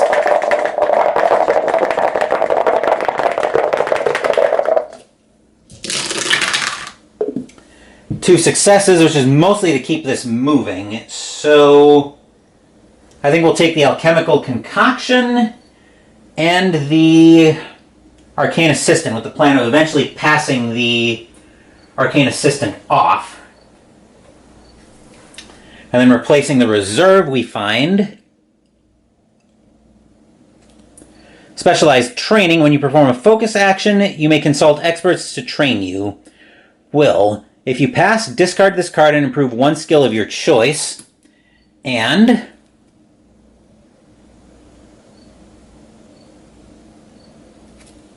patrolling the streets. When you defeat a monster with toughness 3 or more during a combat encounter, you may discard this card to retreat Doom by 1. Alright, not a good replacement of the reserve, but it'll work. And then Norman will be our 4th investigator. He'll stand up. He ended up in that mess, and hopefully it's not going to come back to bite him, but let's find out as we move into the encounter phase with Joe.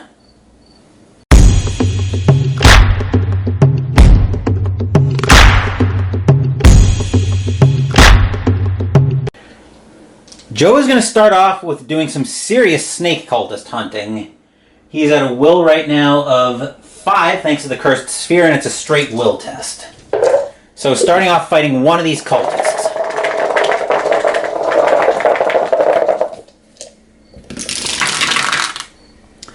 All clear there. Strength -1. 4, 8, 10. Plus 1 is 11, which is going to get canceled out by the strength -1, so still 10 dice. And we need 1 success to kill these, 2 to not take a poison condition.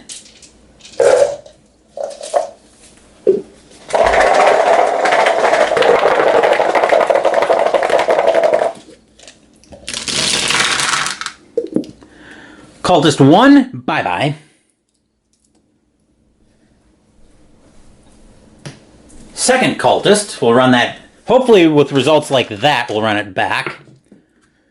1, 2, 3, 4, 5.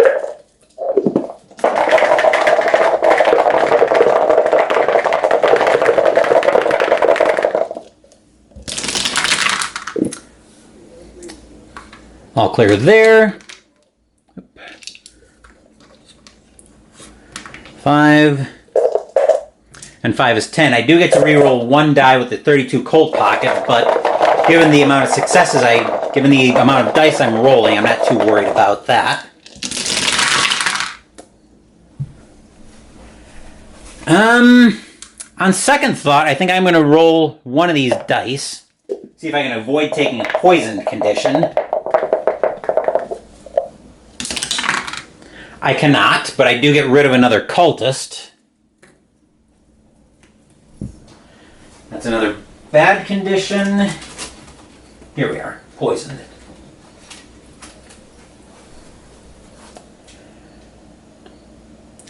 When you perform a rest action, you can't recover health or sanity. Flip. Reckoning, lose 1 health. Joy, joy. And then cultist number 3. That is a lot of 1s. Yeah. And pulling out that number of dice, I shouldn't be surprised that some of them go flying. Alright.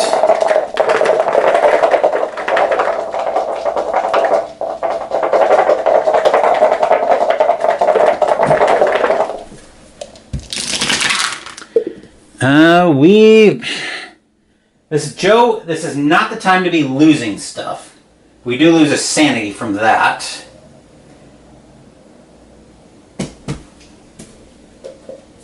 Let's see. Alright, so losing a sanity there. We need our 10 dice again. Joe, I'm really hoping this doesn't turn into a failure.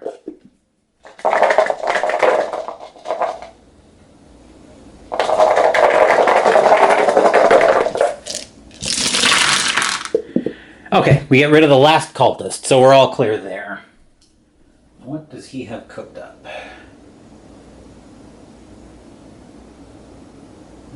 We are, oh boy. We're against Aboth today. Sorry, I'm looking at a game of Eldritch Horror that I'm going to be playing with Jester, Ruff, and a 4th later this afternoon. It looks like it's going to be quite the challenge, but Joe is going to do an expedition encounter now that we've cleared out all 3 of those cultists. So let's see what we've got cooked up here. Okay. A strange color that you've never seen before permeates the air. It crawls like a phosphorescent mist along every surface. You can feel its corrosive effect on your skin, and you struggle to escape the area. Strength. We'll get all of these dice out. Let's see, strength is 2, 4, 6. 4, 6.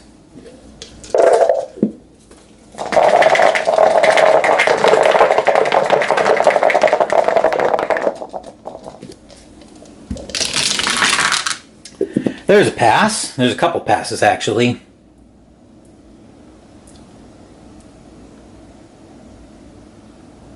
Behind you, the color flip flies up into space. You try to interpret what you've seen. Lore. That will be another 4 dice.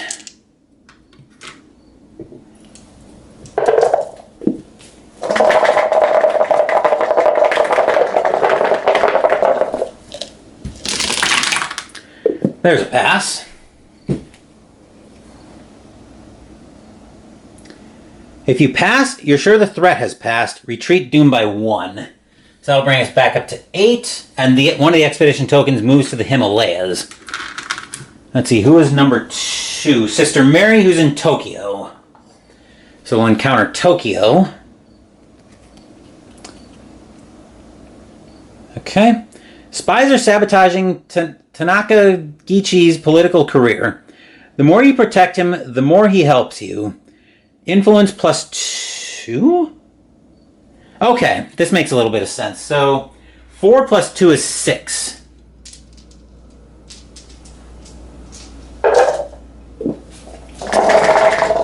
I'll explain why that makes sense in a minute, but first, we gotta get the roll.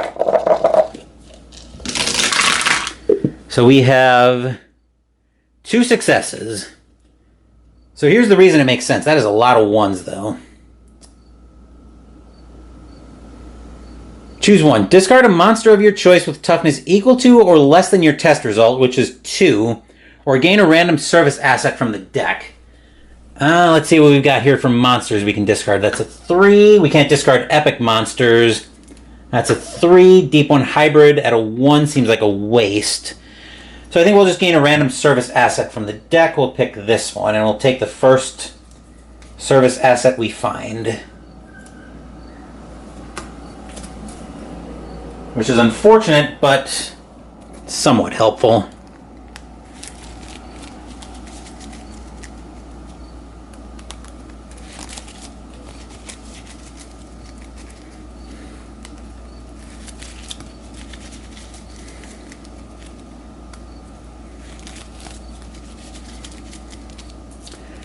All right, then we'll be replacing the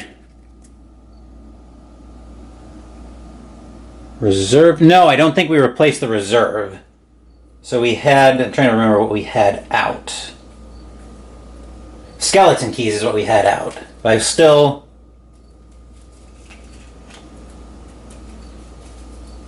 Right.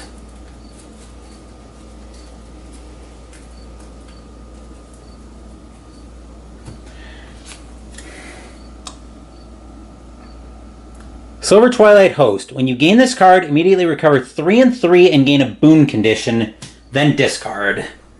So let's see what boon Sister Mary's getting. She is going to be getting, if I can, here we are. Boon.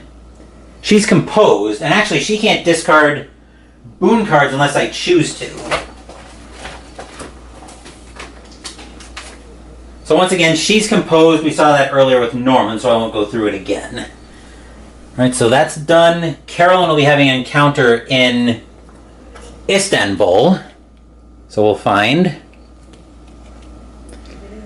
Exiled Leon Trotsky offers you his support. Improve influence, which brings her up to an influence of 5. The Turkish police are spying on your meeting. Observation -1. Her observation is 2, so she gets a single solitary die. I'll take this 5. And pass with it. Nice. That should be back on top. If you pass, Trotsky introduces you to someone. Gain 1 random ally asset from the deck. Let's see who Carolyn finds. We'll go into this one. And we want the first ally we find. Okay.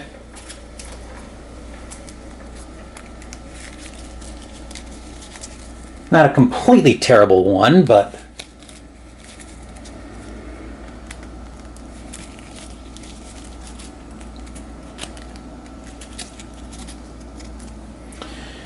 Alright, Carolyn finds...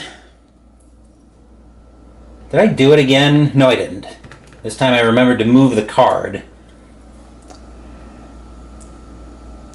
Carolyn finds a Vatican missionary. Gain +1 will, and you may reroll 1 die when resolving a will test. Cool. Norman is going to be doing the other expedition encounter at Tunguska. That one is moving to the Amazon, which is the middle of nowhere right now. A gaunt, sickly stranger sees you and runs into a cloud of gray dust. Resolve the pass effect to call after him, or the fail effect to run into the cloud to try to find the man. I think we're going to try to find him. We'll probably have better luck with that. You run into the cloud looking for the man. Observation. That'll be 3 dice.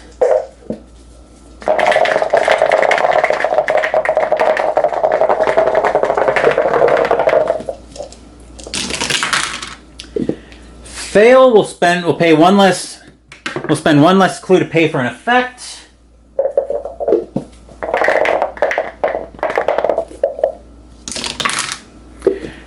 We'll pay a sanity to spend in place of spending a clue.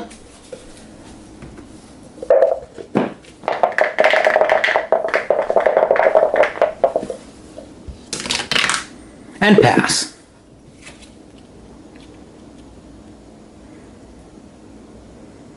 If you pass, you quickly find his corpse and a strange object. Gain 1 artifact. Just finding a lot of artifacts this game, so let's see what Norman gets his hands on this time. He finds the Crux of Psychronosh. When you pass a strength test during a combat encounter, improve lore. When you pass a lore test while resolving a spell effect, improve strength. Not great for Norman, but not completely useless either. So that's it for the action phase, or the encounter phase. Let's move back up top for the mythos phase.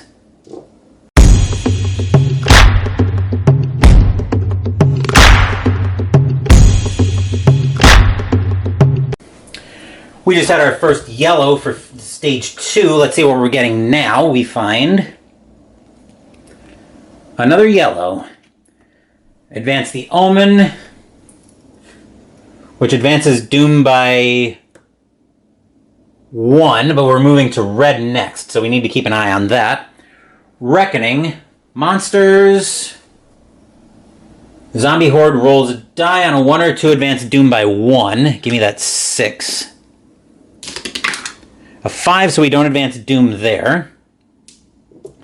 Ancient One spawns cultists at the Amazon and the Himalayas, and we do advance Doom by 1 because we have 2 monsters on the Himalayas. Mythos cards, we have none in play. Possessions and conditions. Joe loses a health. Then he's got to roll test will, which right now he's at 3, 4, 5 before I roll for the Cursed Sphere. I'll do that last.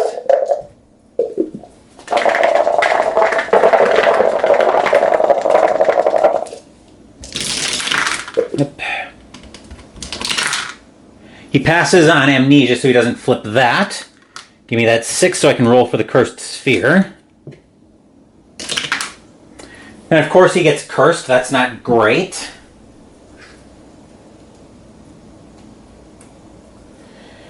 Alright, number 2 is Sister Mary. She's got to test strength. She's at a 3 on that. Yep.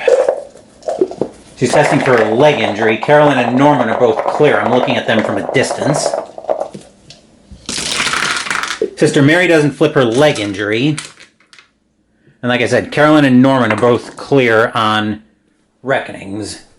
So last thing we do is spawn a gate. So the gate we're spawning is relay, which means blue is going to turn into a big problem pretty soon, and now we need a monster.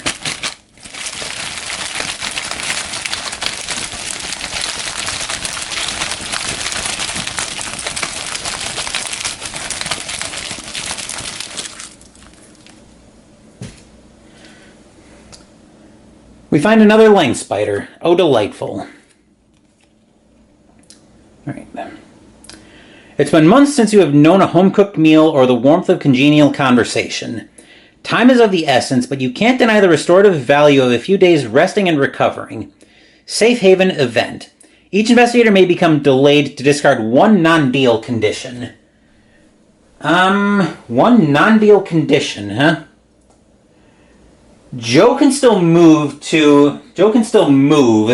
from the hemisphere map. So I think he will become delayed.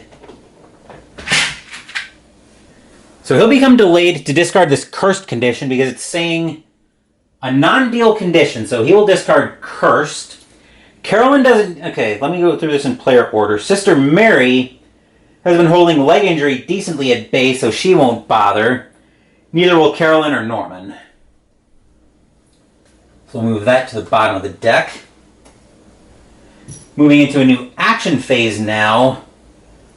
Let me think what I want to do here. So I can't screw with the reserve this round, but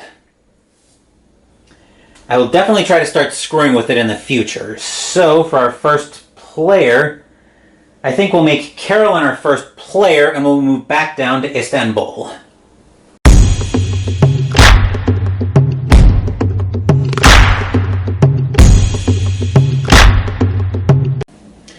Action 1, Carolyn's going to move over to Rome.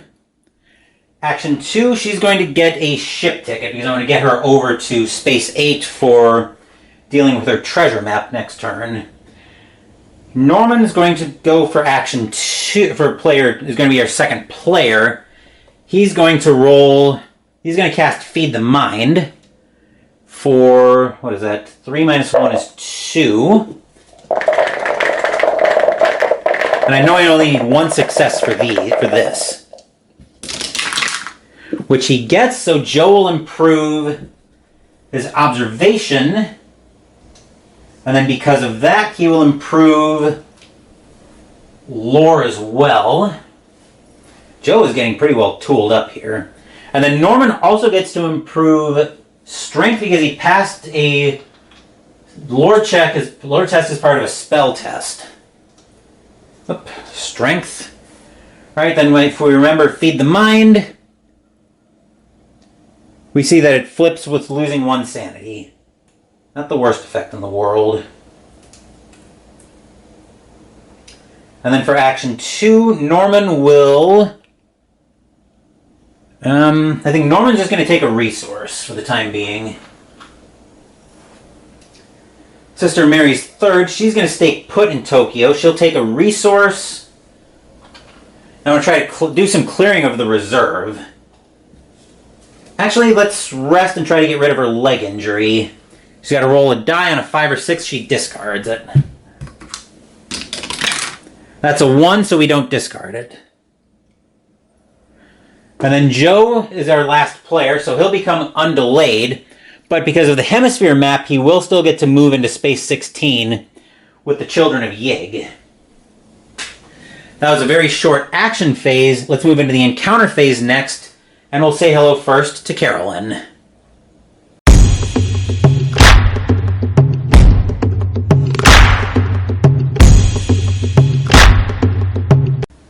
Carolyn is going to encounter Rome, so let's see what happens here for her.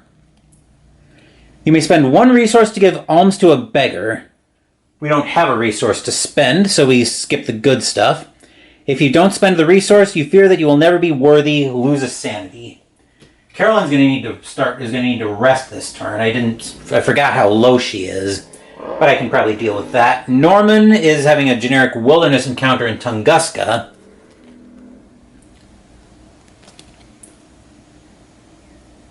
You find a mass grave and hear the voices of the dead in your head. Will. His will right now is 4. And we didn't have to we didn't have to do any of our once per round clue effect replacements, so we still have all those ready to go.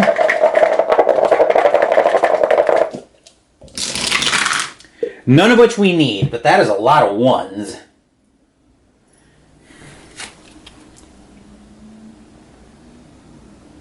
If you pass, they share what they know that you might avoid a similar fate. Gain a talent condition. Norman is studious.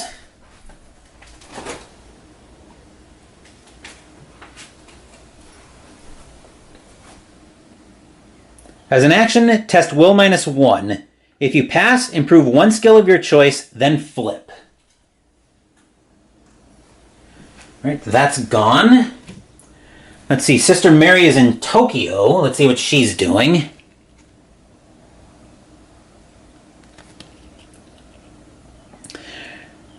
Edogawa Ranpo identifies the culprit. Discard one monster of your choice with toughness 2 or less. The Wraith has 3. I think it's Occultist. I'm going to try to keep those at bay somewhat. You ask him for more help. Test influence -1. She's got an influence of 3. Or 4 minus 1 is 3.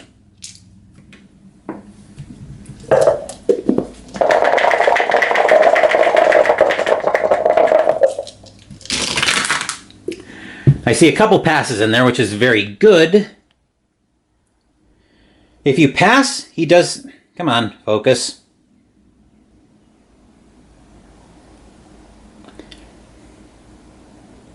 If you pass, he does so ably. Each monster on a space of your choice loses 2 health.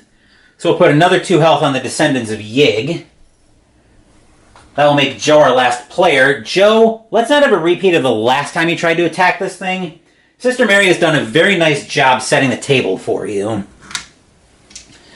So, Joe has got a test observation -1.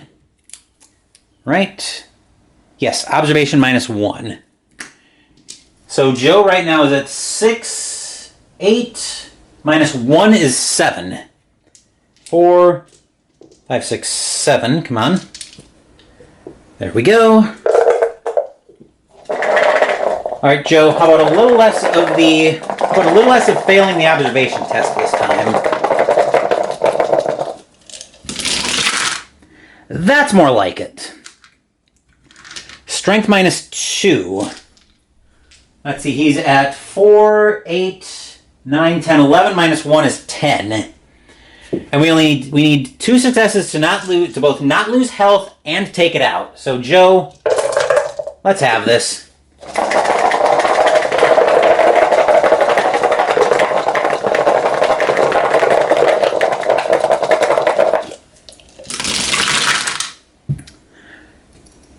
Two successes. Children of Yig, go bye-bye.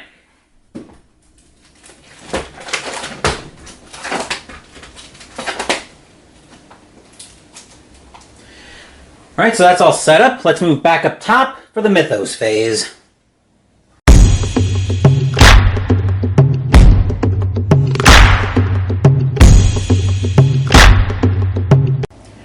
We had 2 yellows, so this could be literally any color. Let's see what we've got. Okay. We've got a green. So we advance the Omen by 1, which advances Doom by 2. Yep, 2. So we're down to 4 Doom, which means we need to have a monster surge and we spawn 2 monsters on each of them. Delightful. So we'll go to the Heart of Africa first.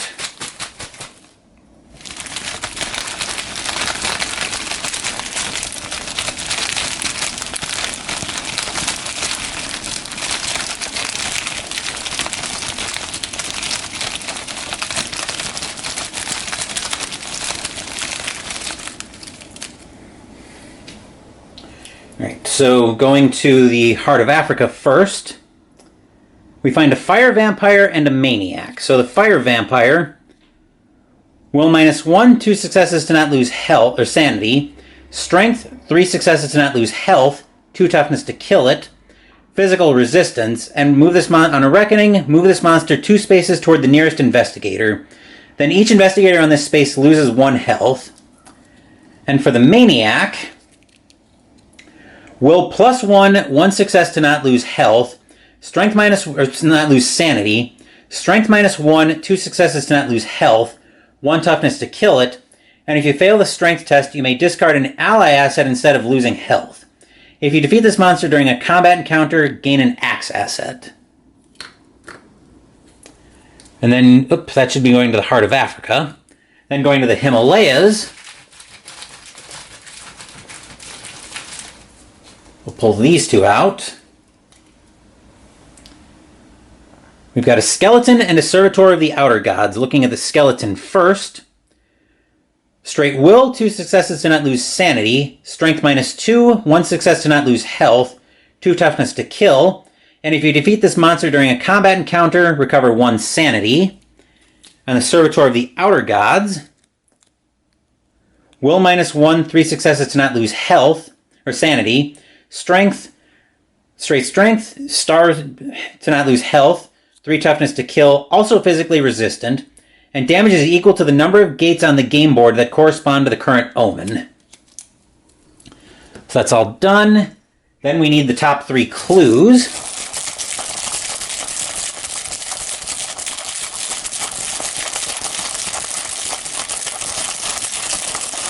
Or we need two clues.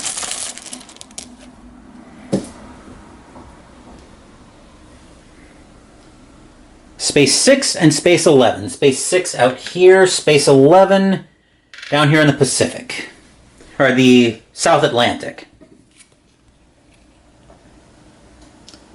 Okay.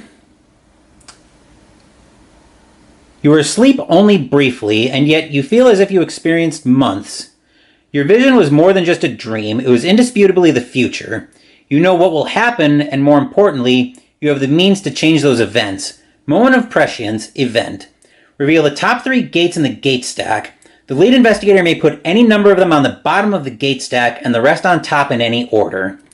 So let's see what gates we have coming up. I'd like to bury some that are very inaccessible to us right now. All right, first gate up is Arkham, which is accessible-ish, but not really. Second up, Shanghai, which might be a gate worth burying. And Istanbul. So I think we're going to bury Arkham. We're going to bury Arkham because that one's inaccessible. Shanghai and Istanbul, however, I'm going to leave on top. All right, mostly because I know I can get to those. Then we have solved the second mystery because we defeated the children of Yig on Joe's last turn. So now we need our final mystery of the game. So we'll give these a quick shuffle up.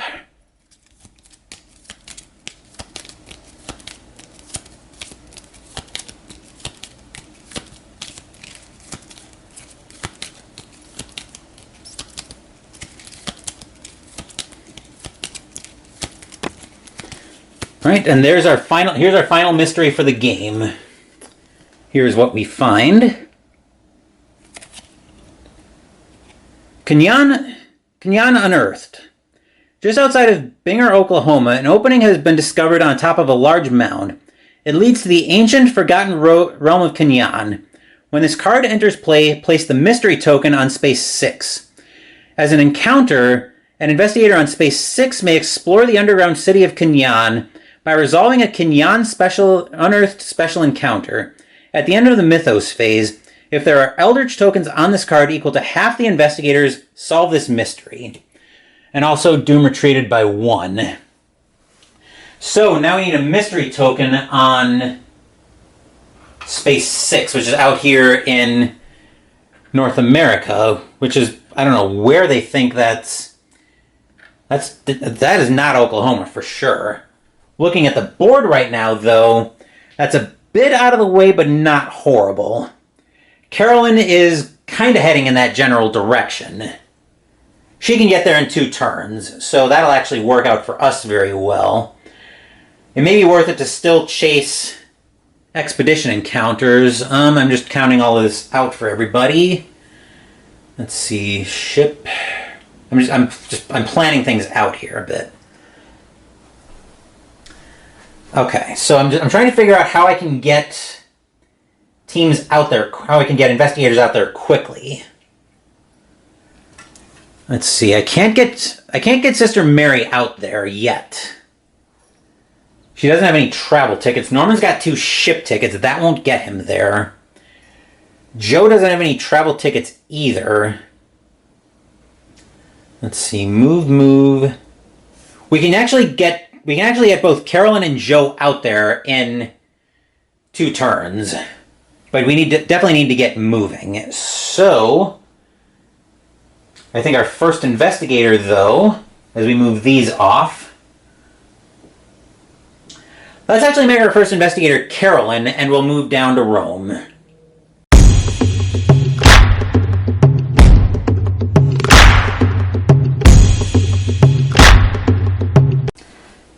Carolyn's going to need the train ticket when she gets up to Arkham. So for action 1, she's going to move to space 10, spend the ship ticket to go to space 8. Then action 2, she's going to take a badly needed rest. So she'll recover 1 health and 2 sanity. I'd like to have had her up a little bit more, but I can't really do anything with that right now. So that's it for Carolyn. Joe, well, who do I want to make our second player? I think Joe, so we can get moving. He will move over to... so we move over to Joe. We'll reposition just slightly to get Joe, Norman, and Sister Mary all in shot. What do we want to do here? So I definitely want to get Joe moving in that general direction. The question is how. I think we go through that side of the board. So hemisphere map will take Joe over to Tunguska. Then he will move over to space 19 for now. And he's going to rest. He can't recover health or sanity, so he just flips poison to find out what's on the other side of it. Each night the dreams become worse. You can barely sleep, and when you do, you are haunted by terrifying visions. Will -1. 5 -1 is 4 for Joe. We've got to focus for a reroll if we need it. Let's get rid of this if we can now, Joe, because I'd rather not have problems when we're going to start putting tokens on the mystery. Unfortunately, it's going to take me a couple turns to get him there. Is that a city space? That is not a city space. That's kind of irritating, actually. Let's see. We did not get rid of that. I will spend a focus for a reroll because I do want to try to get rid of this now if I can. Like I said, I don't want to have problems, which we can't do. So if you fail, gain a hallucinations and flip. Oh joy.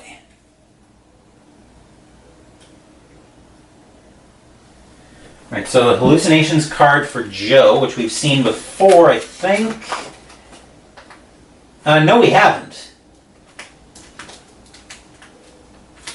It'll be the same as all the others, though. When you perform a rest action, you may roll a die on a 5 or 6 discard. Reckoning test will, if you fail, flip. Alright, so that's it for Joe. I think... Ship would be... No, I think Sister Mary will be our third player. She will gain a ship ticket so I can get her moving. Ideally, I want to land on space 6 here sooner rather than later. And then I will have her acquire assets. We might as well try to get the reserve clear a little bit more. So we'll take the 4 dice that are already in here.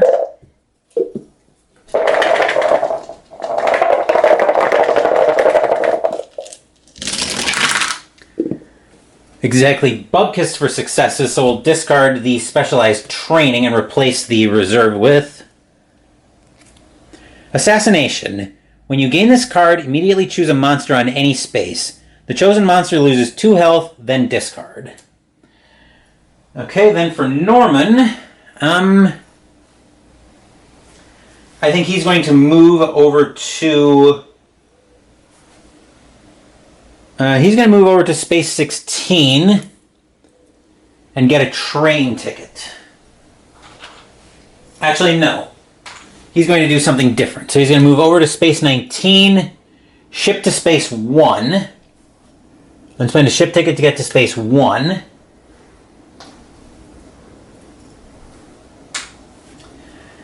Then he's going to... I don't want to ship him down to San Francisco because that's going to be a bad idea. Then I'll have him rest. He'll recover 2 sanity by spending a resource. So that's it for the action phase. Encounter phase now, and let's go say hello first to Carolyn.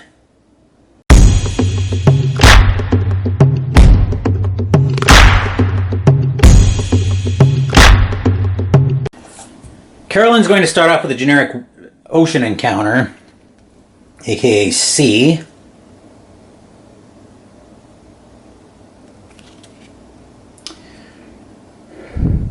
The crew plans to bury a dead sailor at sea in the morning. The man had arcane words tattooed all over his skin, and you spend the night studying them. Will. Let's see, her will is 4 plus 1 is 5 from the missionary, and she's got a reroll, which she'll probably need.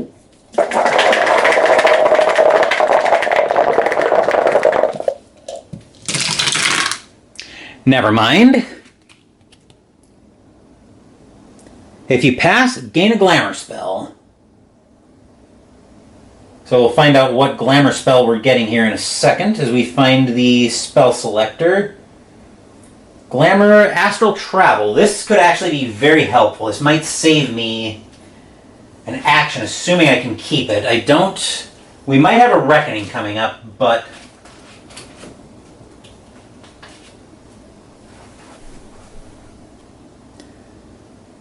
Astral travel. When performing a travel action, you may spend 1 sanity to move 1 additional space along any path. Reckoning, test lore, and flip. So if we... Actually, either way, we don't... I don't really necessarily care about the... I don't necessarily care about keeping that spell, because we've already got the train ticket we need. So that's not all that helpful. But that will do it for Carolyn. Now let's move over to Joe. Since clues are good for Joe, let's see if we can get him one. We'll find. That's a wilderness space. You encounter one of the serpent people that worships Gatanathoa rather than Yig. He offers you a deal. You may gain a Dark Pact condition and discard this clue to gain the Serpent Crown artifact. If you don't gain the condition, he kills your friends. Lose 2 sanity and discard 2 ally assets. Keeping in mind that we can't gain clue, keeping in mind that we can't recover health or sanity right now, I do want to look at the Serpent Crown artifact, though. Because when it gives you an option to gain an artifact, you're allowed to look at it. So let me see if I can find it here. Where in the... here we are.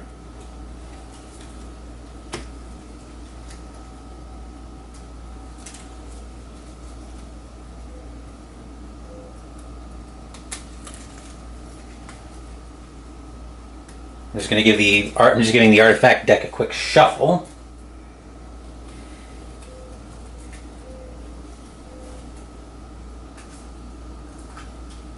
Alright, so here's the Serpent Crown artifact.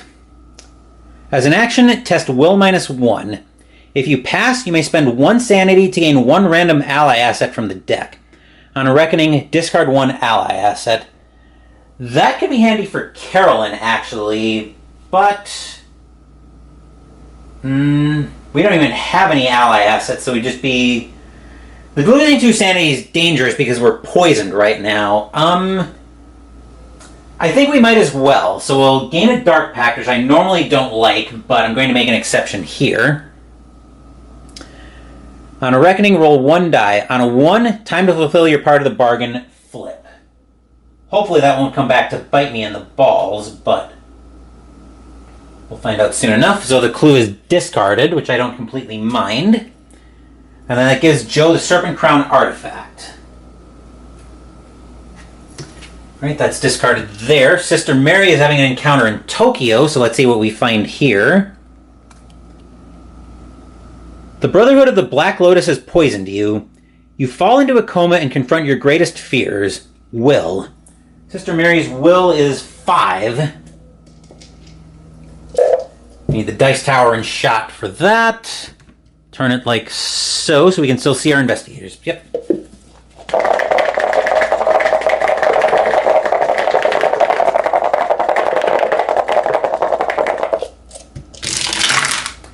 And we get there. If you pass, you awake and feel transformed. Gain a blessed condition. Ooh. This is the first time, believe it or not, we've had a blessing all game. 4s, 5s, and 6s count as successes on your tests. If you would gain another blessed condition, flip this card instead. If you would gain a cursed, discard this card instead. Reckoning. Roll 1 die. On a 1 or 2, discard. And we can't discard it unless we choose to, so basically Mary's got a blessing for the rest of the game. So with that, let's move back up top for the Mythos phase.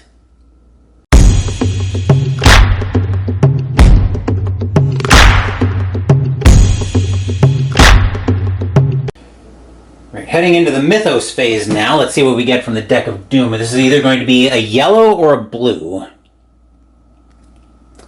It's a blue. Oh boy. Alright, so we get 2 clues first.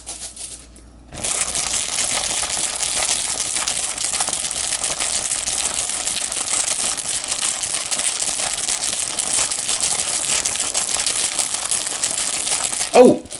I almost forgot to resolve Carolyn's treasure map. I'll do that after I pull these clues. Because after she had a location encounter, she should have flipped that. Space 1 in London. So space 1 right on top of Norman and London. So Carolyn does get to flip her treasure map since she had a location encounter on space 8. So let's see what's on the back of here. As you enter the massive underground library that was marked on your map, you are amazed at the sheer volume of information that must be contained within these tomes.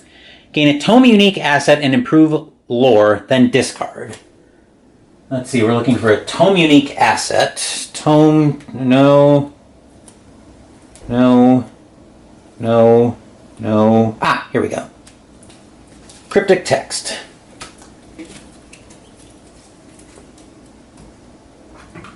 Take a quick look at this.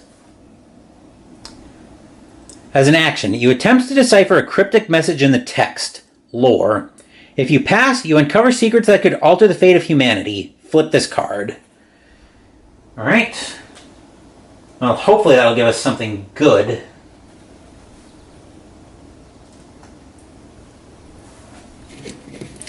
Alright, and then we'll put a rumor on. So we do have our rumor here, as you can probably see. Ah, here's our rumor marker.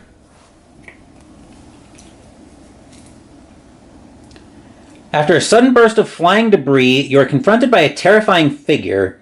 It is a stark reminder that dark forces in this world are working tirelessly to annihilate you. Return of the Ancient Ones, ongoing rumor. When an investigator on Space 19 defeats a monster, he may spend 1 clue to place that monster on this card. When the total toughness of monsters on this card is equal to or greater than the number of investigators, solve this rumor. On a reckoning, spawn 1 monster on Space 19. Then, if there are 4 more monsters on Space 19, advance Doom to 0 and solve this rumor. Okay, that seems problematic, but we can probably... How many cards are left in the deck? I think we have 1, 2, 3, 4, 5, 6, 7, 8. Wait a second. Okay, we had... Hold on. 1, 2, 3, 4, 5, 6, 7, 8. 4... Never mind. Okay, I think we're fine. So we should have... So 1, 2, 3, 4, 5, 6, 7, 8. Stage 1, 2. So we should... Okay, so we should have 1... So this next card coming up should be yellow. Actually, let me count this again. 1, 2, 3, 4, 5, 6, 7, 8. Something... 2, 3, 4, 5, 6, 7, 8. Hold on. 4. 6 is 10. 16. Okay. So I'm trying to think this through. Okay, so we still have a green and a yellow left in stage 2. Never mind. All fine. I was just panicking a second to make sure the numbers worked out, but looks like I need to change the battery again, so our first player will be Carolyn when we come back, and we can get her up to Kenyan and start working on that.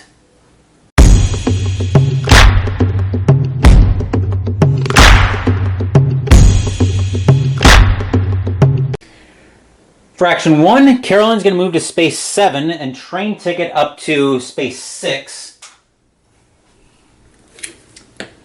Then Action 2, she is going to rest. I want to bring her health up a little bit. So that's it for Carolyn. Let's move over to the other side of the board and see what we can do with... Actually, we've got Norman right here. The problem is I don't think he can get down to... He can't get down there right now. He can come around the long way, which he might have to do. So I think we'll do it that way. So he'll move down to San Francisco and then ship ticket to Space 7. I'll plan on bringing him up next turn to help with Carolyn. Help with Kenyan. That way we have an insurance policy. And then for action 2, he's going to... Oh, what is he going to do? Actually, it's tempting to kind of try to bum rush the mystery right now, but we need to keep some of our other priorities in order. I think for action 2, he's just going to take another resource. Maybe we'll try to work on the reserve a little bit. That will do it for Carolyn and Norman. Let's move over to the other side of the board for Joe and Sister Mary. I'm moving to very close to an up-top shot because Joe... I actually realized something. Since we're advancing to blue, we're going to start having problems with gates. I think we might just be at a point where we just want to bum rush the mystery. So Joe, I think, is going to move to Space 1. He doesn't have a ship ticket. Blast it. I didn't realize that. But I think we are still going to have to work down to the zombie horde. So yeah, he's going to move to Space 1. Then he's going to take a focus. That'll be his turn. And then Sister Mary... I kind of want her to stay in Tokyo to maybe work on the zombie horde to make Joe's life a little bit easier, but... The problem is she really doesn't have much else going on right now.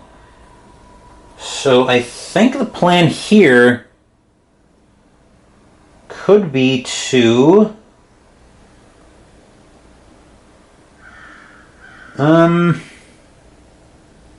I think we should just acquire assets, and then maybe we'll move her over to see about dealing with that zombie horde.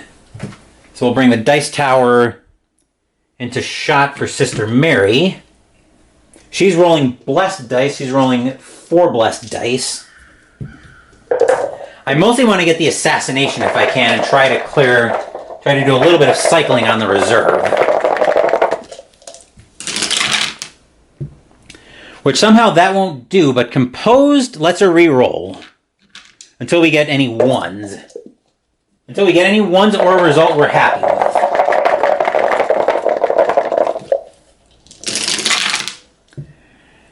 Two successes, that'll work for me. That'll give me the assassination, which will put 2 damage on the zombie horde as Joe's making his way down to it. And then we'll replace the reserve. With the Agent of Secrets, gain +1 lore and +1 observation. May reroll 1 die on either test. And then I do have resources. For action 2, I think we'll grab a ship ticket so Sister Mary can get moving next turn. That will do it for the encounter phase, or the action phase. Let's go into the encounter phase next and we'll say hello to Carolyn.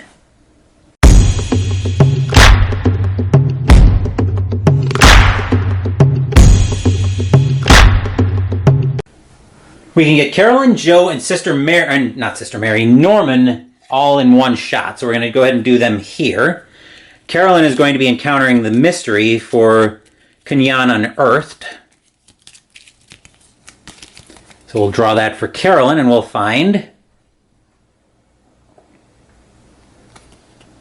Kenyan Unearthed. As you pass further into the caves, you see 2 large statues. One of Cthulhu and one of Yig glaring at each other from either side of the passageway. You examine both statues, observation -1. Her observation is pretty garbage at 1. That is rather unfortunate. But we do have a couple of foci and a clue if we need to reroll. Which, shockingly, we don't.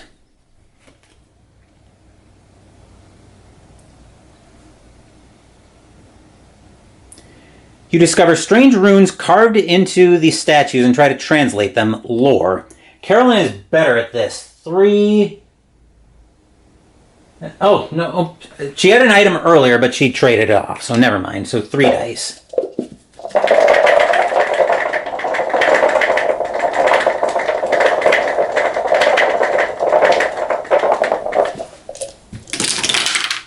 There's a pass as well.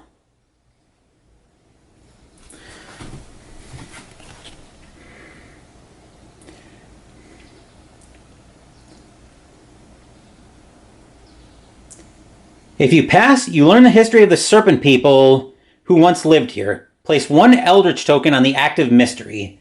Nicely done, Carolyn. Okay. Who is number 2? Norman or Joe? Norman was. He's having a generic city encounter. Let's see what we get here.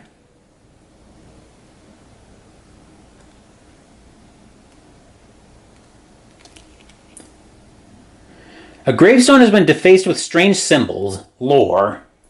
3 lore for Norman. We'll just use these 3 dice that happen to be already on the tower.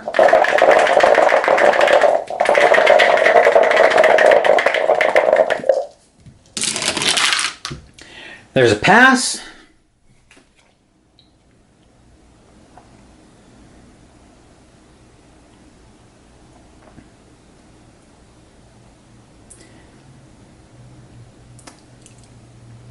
If you pass, the symbols lead you to buried treasure. Gain 1 random magical asset from the deck. Very nice. We'll take this one, and we'll take the first magical asset that we come across.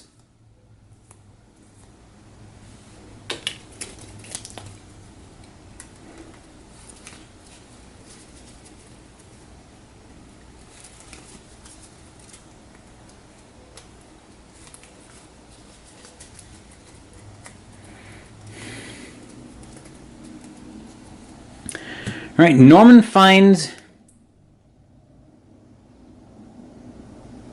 a time-worn brand, item magical weapon. Gain +1 strength during combat encounters, and you may reroll 1 die when resolving a strength test during a combat encounter. All right, that will go to Norman. Joe is going to encounter the clue. That is a city space, I believe, right? Yes.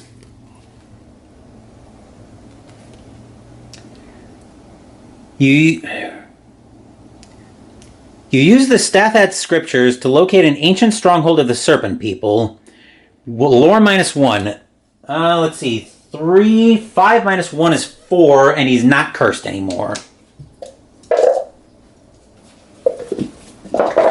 He got rid of that during his last rest act. He got rid of that during a delay earlier.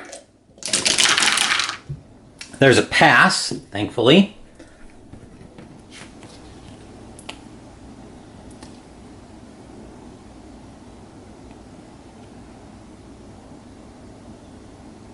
Come on.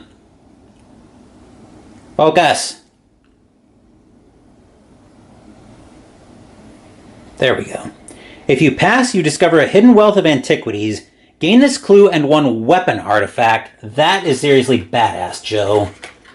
So we get the clue, and we'll look for the first weapon artifact that we find.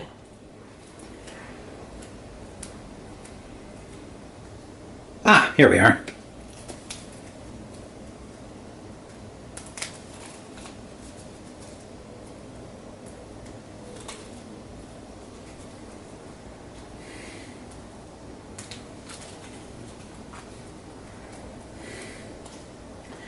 I'm looking at this thing, and this thing looks amazing.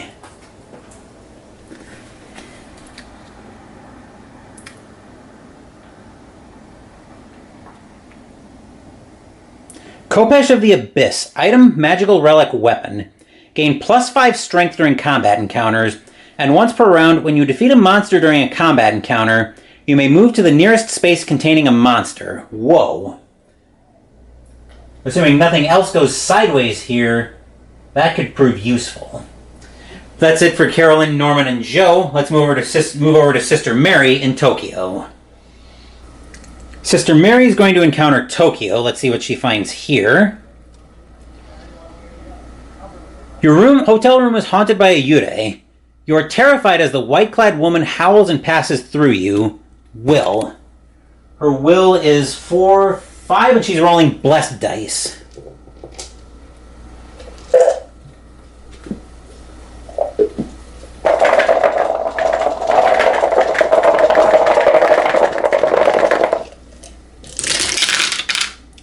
Couple of passes in there, very nice.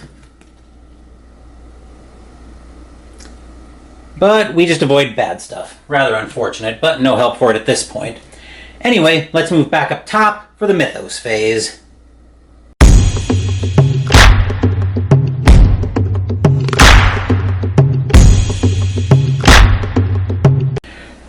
First card up, next card up from the Mythos deck is yellow. Oh joy. Alright, so we start by moving the Omen, which will advance Doom by 2, I think. Yes. So we're down to 3 Doom. Then we have a Reckoning. Monsters. The Zombie Horde will roll, so we advance Doom on a 1 or 2. Of course, that's a 1. Let's see, anything else? The Fire Vampire moves toward the nearest investigator. 1, 2, 3, 4. 1, 2, 3, 4. So we could choose to have it move toward either Norman or Sister Mary. I think we're going to move it toward... Oh no, actually from here, 1, 2, 3, 4, yeah. So we're going to move it towards Sister Mary. It's going to get to space 17. I think that is everybody that's got Reckonings. Ancient One, uh-oh, we've got a big problem on our hands. Alright, so Ancient One spawns a cultist on each active expedition space. Oh boy. Let's see, so... Then we advance Doom by 1, so now Yig has woken up on us. Which means now we have to look at the final mystery. So when Yig awakens, we're at 0 Doom. Flip this sheet and resolve the Yig Awakens effect.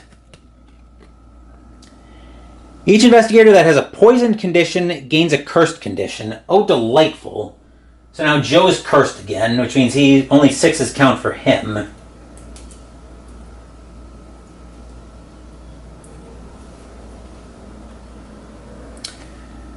Alright. So the father of the... So we are going to need 8 Eldritch tokens for this card as well, and cultists now become a lot stronger, so we need to keep an eye on that. Cultists straight will, 2 successes to not lose sanity. Strength -1, 3 successes to not lose health. 2 toughness to kill them. And still the same effect on the strength test. So, the Father of the Serpents. When an investigator is defeated or devoured, that player is not eliminated. Each time Doom would advance, discard 1 Eldritch token from this sheet instead. Then, if there are no Eldritch tokens on this sheet, investigators lose the game. Each time Doom would retreat, 1 investigator may discard a cursed condition instead. On a Reckoning, spawn a cultist monster on a space containing a mystery token, Eldritch token, or epic monster. Then for the final mystery, the Serpent's Nest. The Serpent People have regained the favor of Yig and now call upon him to rid their kingdom of the wretched humans that infest it. When 3 mysteries have been solved, you have discovered Yig's hiding place in Central America. Move each cultist monster on the game board to space 7 and spawn the Yig Epic Monster on that space. When the Yig Epic Monster has been defeated, the final mystery is solved and investigators win the game. So now I have to make a decision. So actually, let's go through the rest of the Mythos card and see how sideways everything gets. So as the Ancient One, Mythos cards, we spawn a monster on space 19.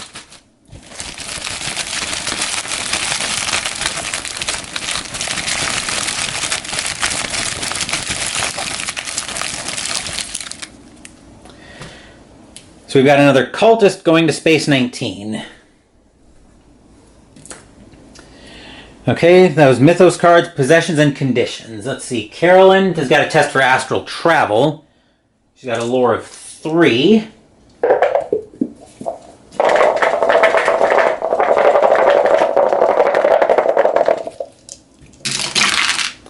No successes, which I'm assuming that's going to involve discarding it somehow, but let's find out. 0 to 1. The magic roils and fogs your mind. You are no longer sure if you are where you hope to be. Lose 2 sanity unless you discard this card. I think we'll just get rid of it. Let's see, Norman's clear. Joe's got a lot going on. Okay, we got that figured out. So Joe's got a lot going on his reckoning. Let's see, I just had... Okay, Serpent Crown was in my hand. Let's see, we've got... all of this. Oh boy. Okay, this is going to be a huge problem. Alright, so let's stack it like this. Do that last. I just want to make sure I have all of these straight. Okay, and we'll do it like that. Okay. So the Serpent Crown, so yeah, I've got all of Joe's reckonings lined up here. The Serpent Crown requires me to discard an ally, which I do not have, thankfully. Let's see, Poisoned, I lose a health. Joe loses a health, so that's done. Cursed, he rolls a die on a 4, 5, or 6 he discards it, so I'm going to use a Blessed die. That way it's representative of basically a success in this case. That's a 4, so we get rid of Cursed, thankfully. We might end up with it back, though. Hallucinations, we test Will. If we fail, we flip. 3, 4, 5. We still have the Cursed Sphere. Actually, we're going to test both Hallucinations and Amnesia at the same time. I'm going to use the normal dice for that and the Blessed dice for Amnesia. He's not... I just have to remember that he's not blessed.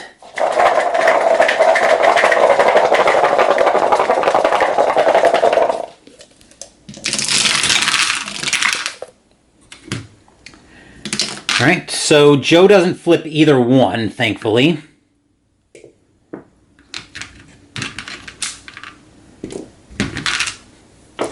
Alright, so those two are done.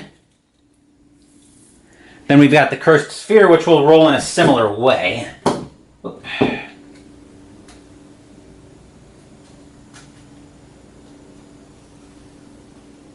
I'm just reorganizing the cards on Joe. So I'm going to roll black for the Cursed Sphere and green for the Dark Pact.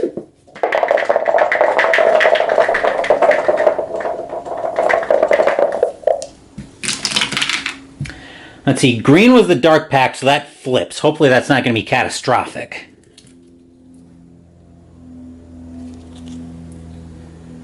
Pact with Yog-Sothoth. The blasphemous power takes hold of you, forcing you to carry out the desires of the lurker at the threshold. Spawn a gate for each spell you have, which is none. Then advance the omen by 1, which advances to green. And I forgot to get the Eldritch tokens for Yig. I'm only going to get 7 out, though, because we only have 1 green gate on the board. So 1, 2, 3, 4, 5, 6, 7.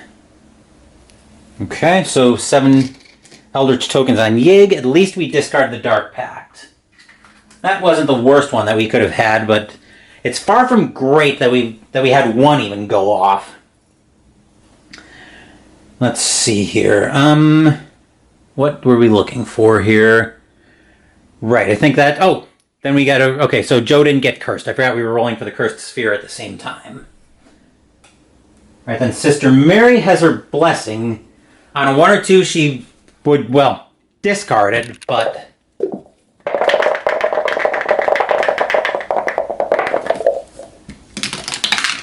That's a 6, so she wouldn't discard it anyway.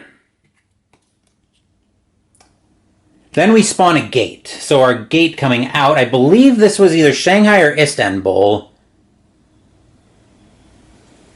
It's Shanghai. Then we spawn a monster.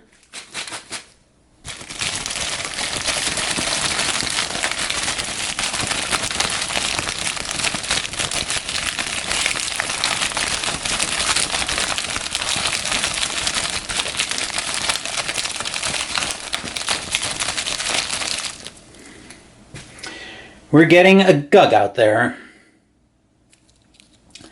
Straight Will, 2 successes to not lose Sanity. Strength -2, 3 successes to not lose Health. 4 Toughness to kill it. And if you defeat this monster during a combat encounter, you don't resolve an additional encounter. That's going to Shanghai. And then our card. It was so much worse than you thought. The ancient creature had not just established a presence here, it had infected every aspect of the city down to its roots. Everything is under control. Spawn one monster on each space containing a gate that corresponds to the current omen, which right now is the Green Comet, so we spawn one in San Francisco.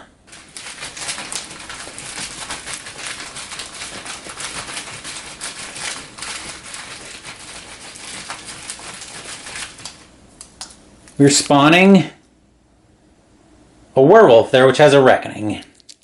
Straight will, 1 success to not lose sanity. Straight strength, 2 toughness to not lose health. 2 toughness to kill it. Physical resistance, and on a reckoning, move this monster 1 space toward the nearest investigator. Then each investigator on this space loses 1 health. Okay, so we need to be able to land on Yig like a 1,000-pound... We're going to need to be able to land on Yig like a 1,000-pound bomb. And to be able to do that, we need to clear the third mystery, basically right now. Let's see. The question is, do we have enough Eldritch tokens to go through that? We're going to lose 2 when we advance to blue. Then another... we're going to lose 2 when we advance to blue.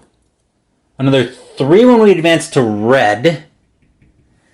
I'm just trying to figure out if we have time to care about gates and if we got to bum rush Yig. And I think the answer is we need to get ready to bum rush Yig. So, to that end, I want to make sure we clear the... To that end, I want to make sure we clear Kenyan now. So I think our first player will still be Carolyn, and we're going to move down. We're going to move down to Kenyan.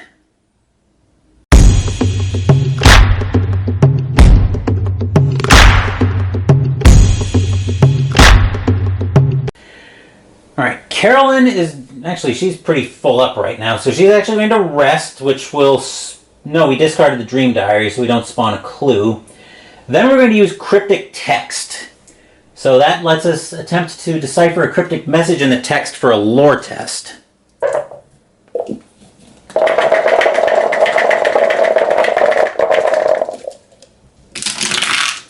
Which we fail that, but I won't spend... We need our focus too much later in the turn. Alright, so Joe is not cursed, actually. We got rid of that, thankfully. Okay.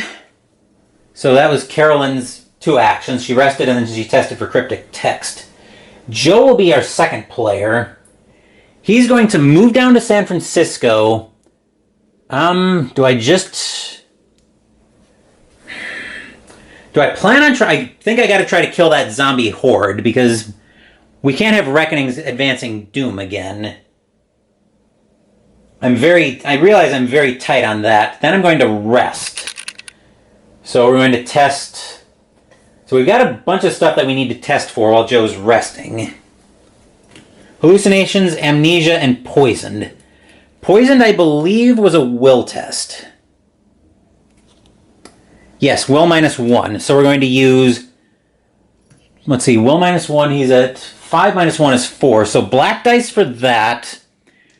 Green for hallucinations, and blue for the... amnesia.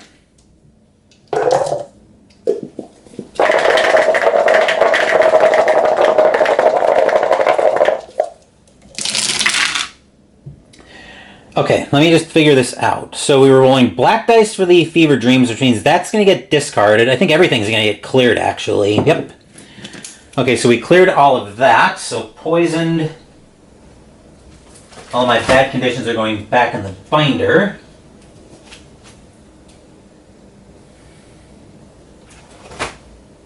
Hallucinations and amnesia. We managed to get rid of those. And then Joe... we'll take a focus. He should still be able to get down to the Amazon, assuming we don't just clear everything out, which is very possible. Let's see, what else was I looking for? Oh, focus. Right. Derp. Okay, so we've got all that straight. Norman, we're probably going to have to start... We got to start cycling this reserve. Because I can think of a few assets that would help us out of a bind here. Unfortunately, Norman's influence is terrible. So I think he's just going to test... he's going to start off with a studious test. So he's going to test will -1 to try to improve a skill.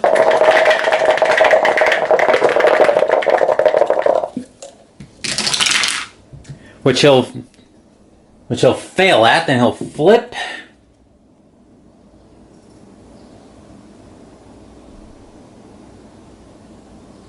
Come on. Alright, if you rolled any ones, discard this card, which we did. If you fear that you may have reached the limits of what you can learn. Studious was right here. Okay. I could have spent foci on that, but I've already flipped it, so it's too late to worry about that now. Then for action 2, I don't want him moving into that mess. We might as well just try to acquire some assets, try to clear out the reserve a little bit.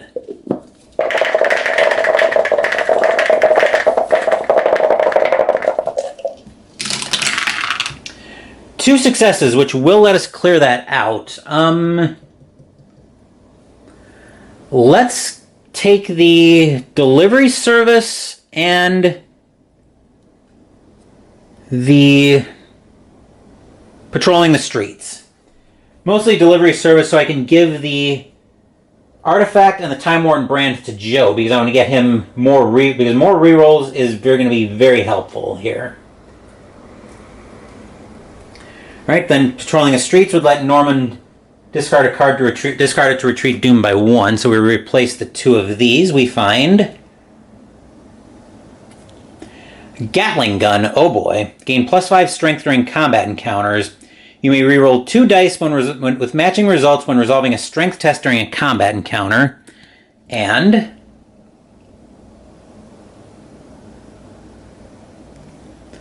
Witch Doctor as an ally for 3. Investigators on your space may recover 1 additional health or discard a cursed condition when performing a rest action. Okay, that's it for Norman, so let's move over to Sister Mary, still in Tokyo. Sister Mary, unfortunately her best position right now is...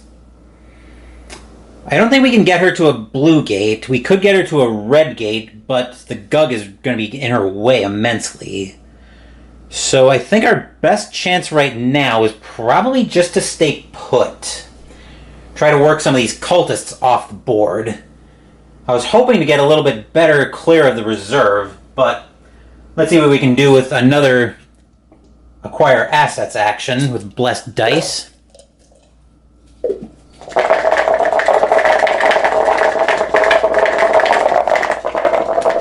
Dice Tower is just in shot over here. 1 success will at least get the skeleton keys out of the reserve. I mostly want to try to keep that moving, so replacing that will be a lantern for 1. Once per round, you may roll 1 additional die when resolving a test. That would have been helpful to have out. Actually, we could have spent resources too, but it didn't really matter. Then I think we're just going to forfeit our second action. There's really nothing we can do right now. So with that, let's move into the encounter phase and move over to the North America side of the board.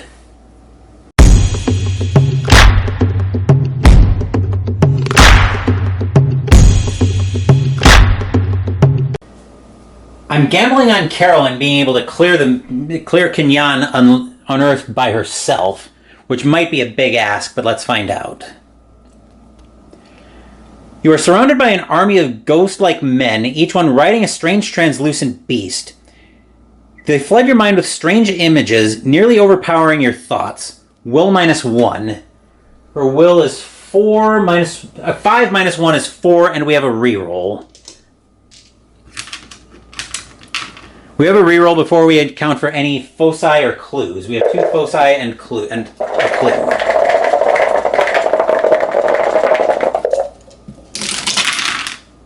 We have a pass in there as well.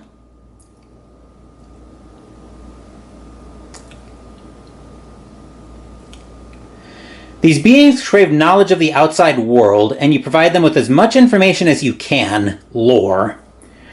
Right, her lore is 3, and it's a straight lore test. So give me these dice.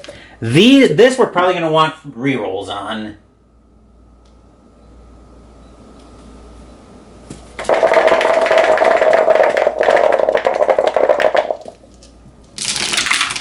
Never mind, rerolls not needed.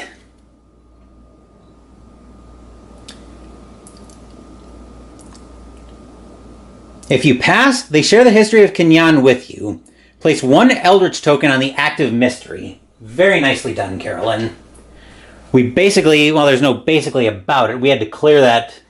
She had to clear that by herself. Let's see. Joe is doing a bit of fighting here, so he's going to start off by dealing with the werewolf. Straight will. He's got a will of 5.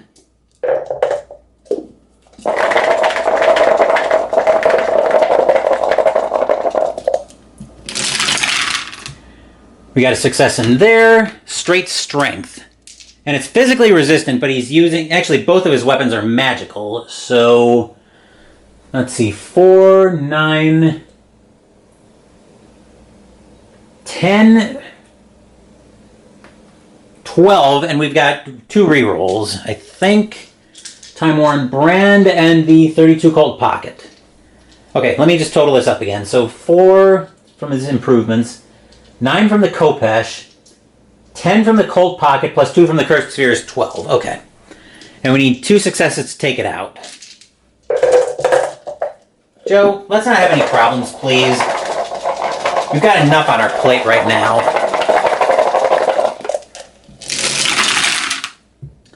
There's a boatload of successes in there, so bye-bye werewolf.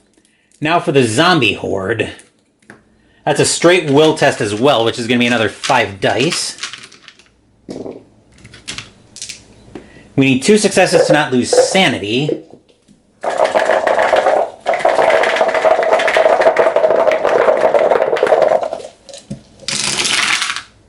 Okay, we're done there. Strength minus 3. We had 12 on a straight strength test, so minus 3 is 9.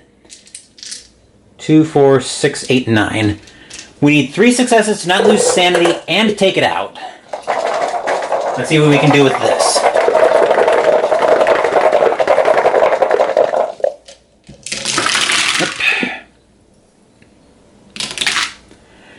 Oh boy. We'll use a reroll from the Time-Worn Brand.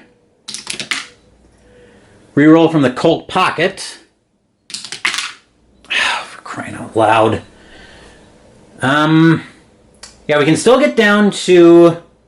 We'll spend the clue to reroll 2 dice.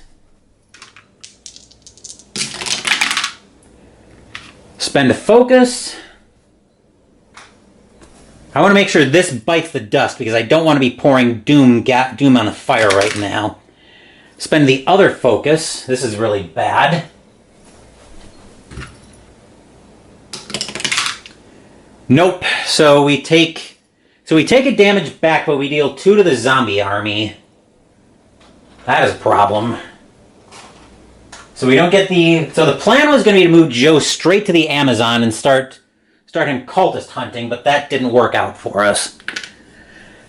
We may have to use Sister Mary to try to finish off the zombie army, because the idea I had in my mind was Joe kills the zombie army, goes cultist hunting, and then Sister Mary works on clearing some of these cultists out. But unfortunately, that didn't work now. So we need to move over to Tokyo and see what Sister Mary's doing. Sister Mary's encountering Tokyo, so let's see what she's getting up to here. The Ueno Park near the Kanegi Temple is called the Devil's Gate. Strange whispers here fill your thoughts. Will. Her will is 5. Yep.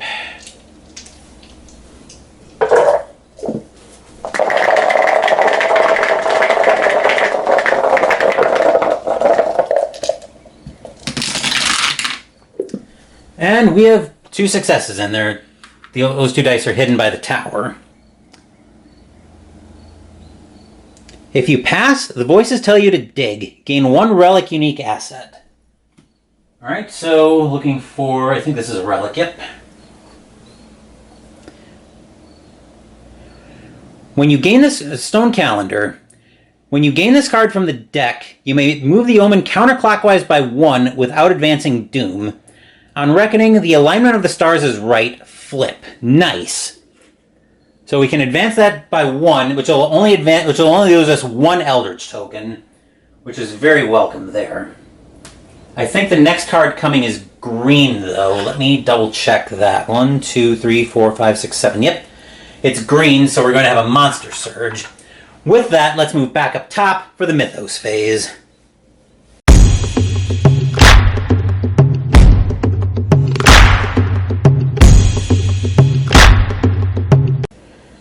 Joe should have improved lore as part of his Crux of Psychronosh. But let's get the next card out of the Mythos deck, and we find that indeed it's a green. So we advance the omen by 1, which because we have 1 green gate on the board, which is San Francisco, we discard an Eldritch token from it. Then we monster surge.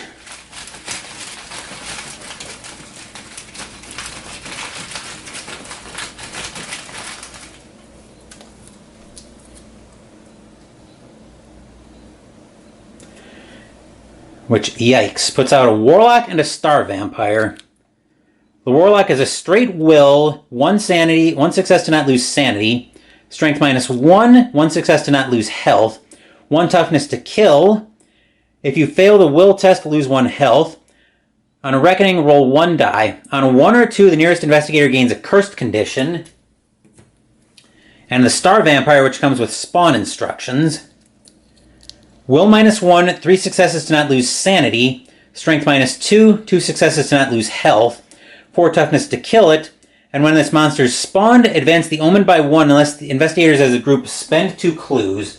Sister Mary will spend 2 clues to keep that at bay, because advancing to blue would lose us another 2 doom. Would lose us another 2 Eldritch tokens. So that will go on San Francisco as well. Then we'll get... that should be on the zombie army. That will get 2 clues, then we'll get 2 clues out.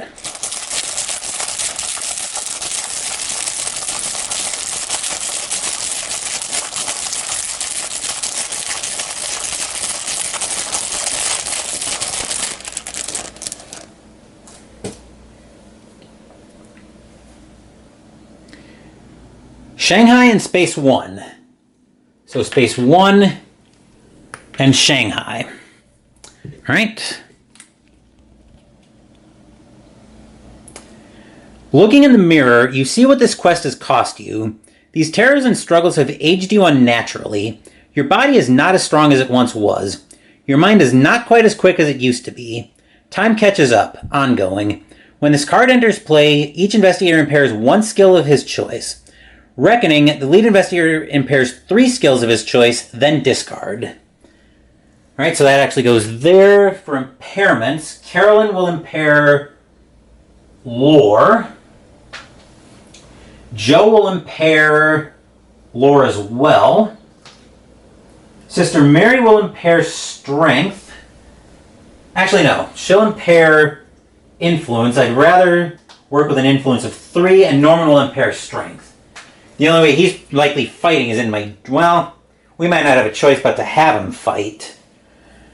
But that will do it for the Mythos phase. Actually, before we get into that, we have solved the final mystery. So, because we have half the Eldritch tokens.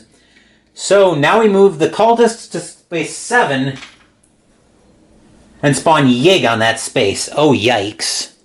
Let's see, so cultist... all of the cultists are right on top of Norman. Norman is going to need to Gitfo like El Pronto. But let's take a look at Yig. It's basically time for the final battle. So here's our epic monster token for Yig. Will -1, need 3 successes to not lose sanity. Strength -2, 4 successes to not lose health. If you lose sanity from the will test, gain a cursed condition, and toughness is equal to investigators +3, so 7 toughness. Sister Mary is not leaving Tokyo this turn. The question is, are we going to be able to take it out? I think we are gonna have to. I think we are gonna have to land on it. Norman's gonna have to get out of there, though.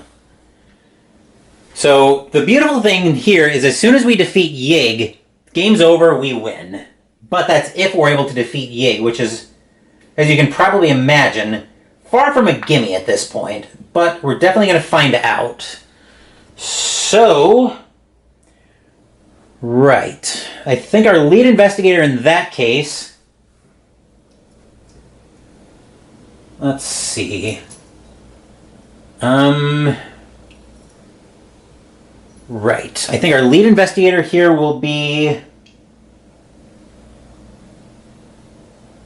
Sister Mary, I think will be our lead investigator. And we'll move over to Tokyo.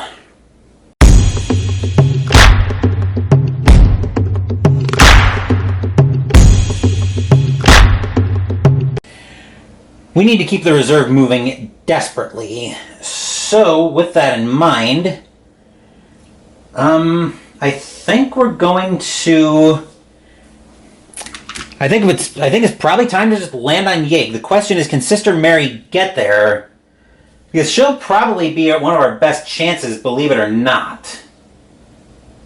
I'm trying to think this through. So, regular move to Space 2, ship to San Fran. Ship to Space 7. So yeah, she could actually get there, probably bringing more firepower, which would not be a terrible idea in the slightest.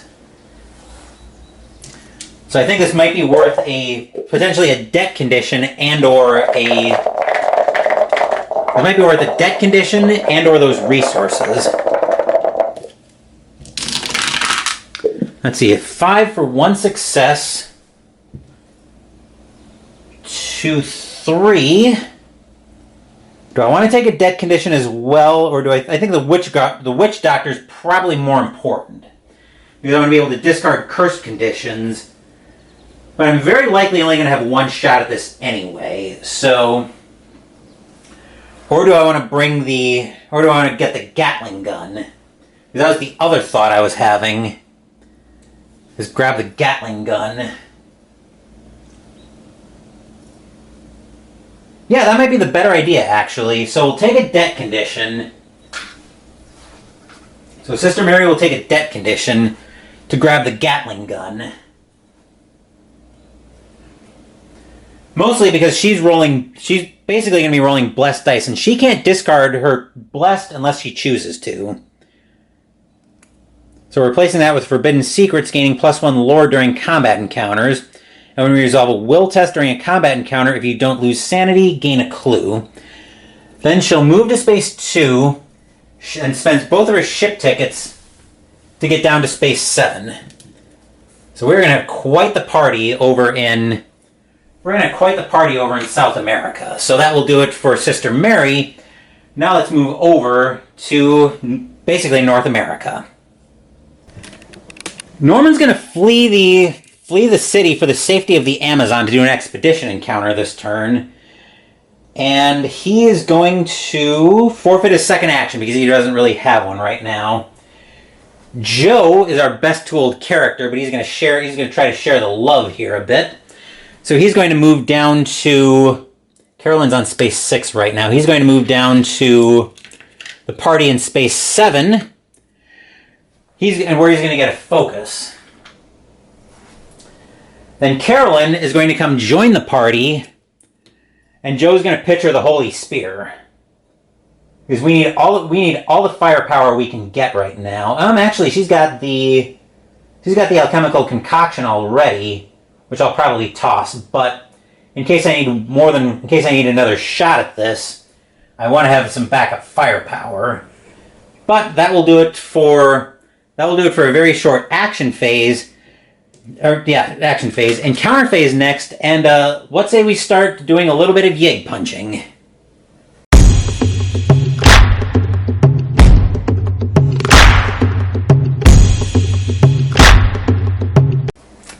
This is going to be a long encounter phase for Sister Mary, so yeah, you might want to grab some popcorn for this one. Sister Mary will start off by attacking Yig. Will -1, which is going to be 4 blessed dice for her. And she's got composed, so she can definitely reroll. So she can do a lot of rerolling. So 4 less dice. She can reroll until she gets ones. Or a result I'm happy with. Wow. Okay, that works too. Strength -2, 3, 8 -2 is 6. See if we can start putting some damage on Yig. We need 4 successes to not lose health. Let's see if we can get a nice head start on this.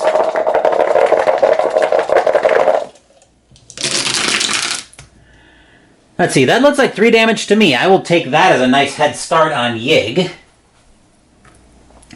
Sister Mary will take 1 back.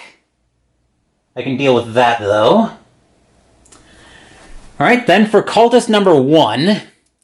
Oop, I'm going to need to see that. Straight will, which is 4, 5, and she's got rerolls.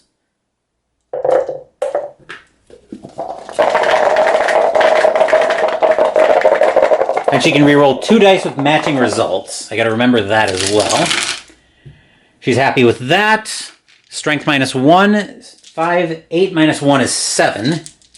So 2, 4, 6, 7.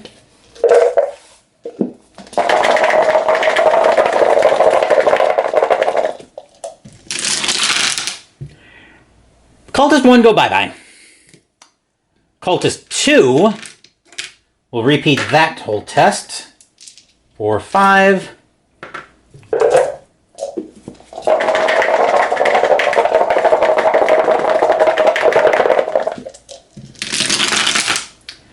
She's okay there. Let's see, 5, 6, 7.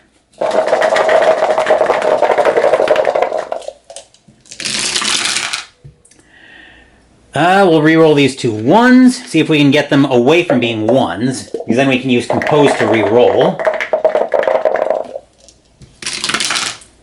We can, so we can use Compose to reroll all of her dice.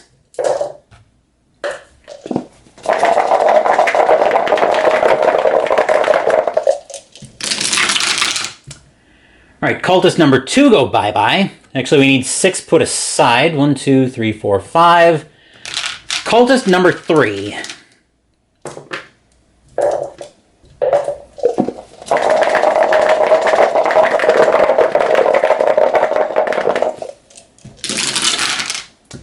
Composed will let her re-roll.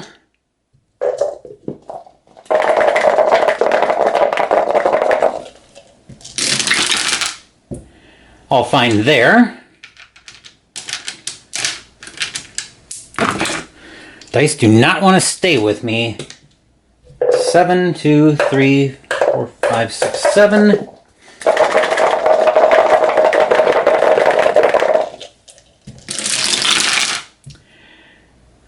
We'll reroll 2 dice with matching results, but we can't reroll with Composed. We can reroll with the Gatling gun. Take these 2 2s.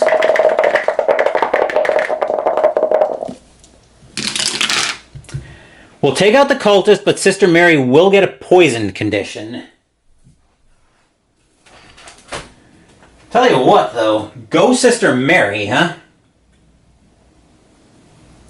And cultist number 4.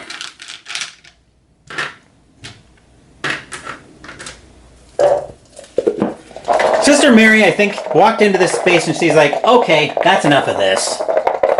Let's drop the hammer and go home, folks.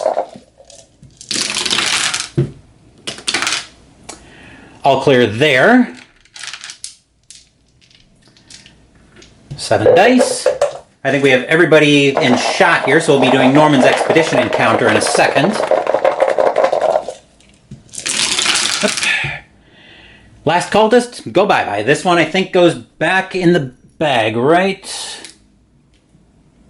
2, 3, 4, 5, 6. Yep. Last cultist goes back in the bag. But Sister Mary doesn't get to have another encounter because she didn't defeat Yig. Joe will be up next with his fun and games, but we need to do Norman's Expedition encounter first. So at the Amazon, and that one will be moving to Arkham, not that we're going to follow it most likely. Alright, as you slip into a deep trance and touch the odd stone, the jungle around you subtly changes in appearance. You look for hints regarding this new jungle terrain. Observation. Is observation 3.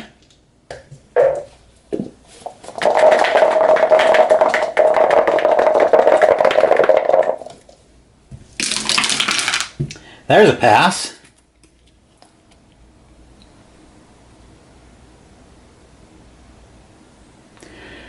You're in some other dimension. You use your arcane skills to return home. Lore. Well, his lore is 3, and we've got 2 foci for rerolls.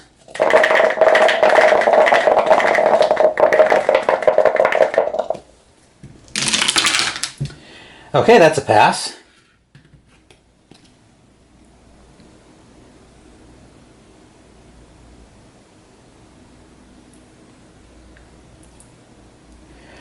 If you pass, you wake up back in the jungle next to a strange item. Gain 1 artifact. Nicely done, Norman. That, like I said, that expedition encounter is moving to Arkham, not that we're likely to follow it. So the artifact Norman ends up with... Glass of Mortlin. Each 6 you roll when resolving a spell effect counts as 2 successes. You may prevent the loss of 1 sanity when resolving your spell effects. Okay. Then Joe, who doesn't have any clues, all he has is 1 focus for a reroll. So he's facing Yig as well. Will -1. 3, 5 -1 is 4. He can take one of these not being a success to avoid getting cursed. None of them wouldn't kill him, but he'd be down to 1 sanity, which we're going to have to gamble on, I think. So 3... And he's cursed again, so he's rolling the red dice. Alright, so strength -2, though. Hopefully the sheer number of dice is enough mitigation. So 4, 9, 10 for the Colt, 12. -2 is 10, and we need 4 successes. So 6, 9, 10. Problem is, 6s are all that count, so we need 4 successes. Come on, Joe.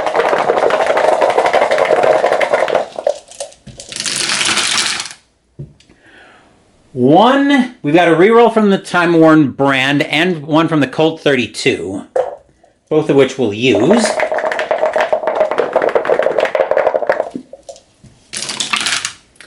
Alright, that gets us another success. So that brings us up to 5. But Joe takes 2 damage. Let's actually spend a focus. See if we can reroll 1 more success out of that.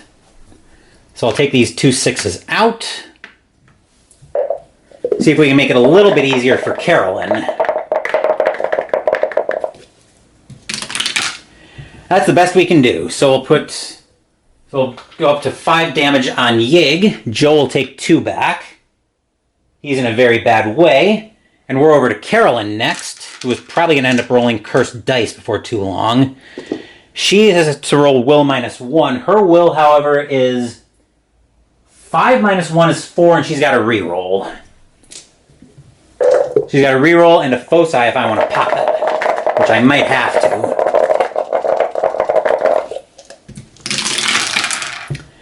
I'll use the reroll from the Vatican Missionary.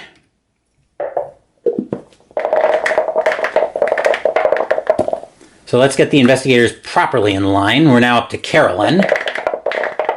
She's going to end up cursed either way, but... What? I took the 1 success out. So Carolyn takes 2 sanity back, and she gets cursed, which is unfortunate. She's rolling the red dice now as well. She'll toss the alchemical concoction for combat for 5. Plus 2 is 7, which actually gets negated by Yig. So she's rolling 5 cursed dice. But she only needs 2 successes to get this done. So come on, Carolyn. Let's have 2 6s, please.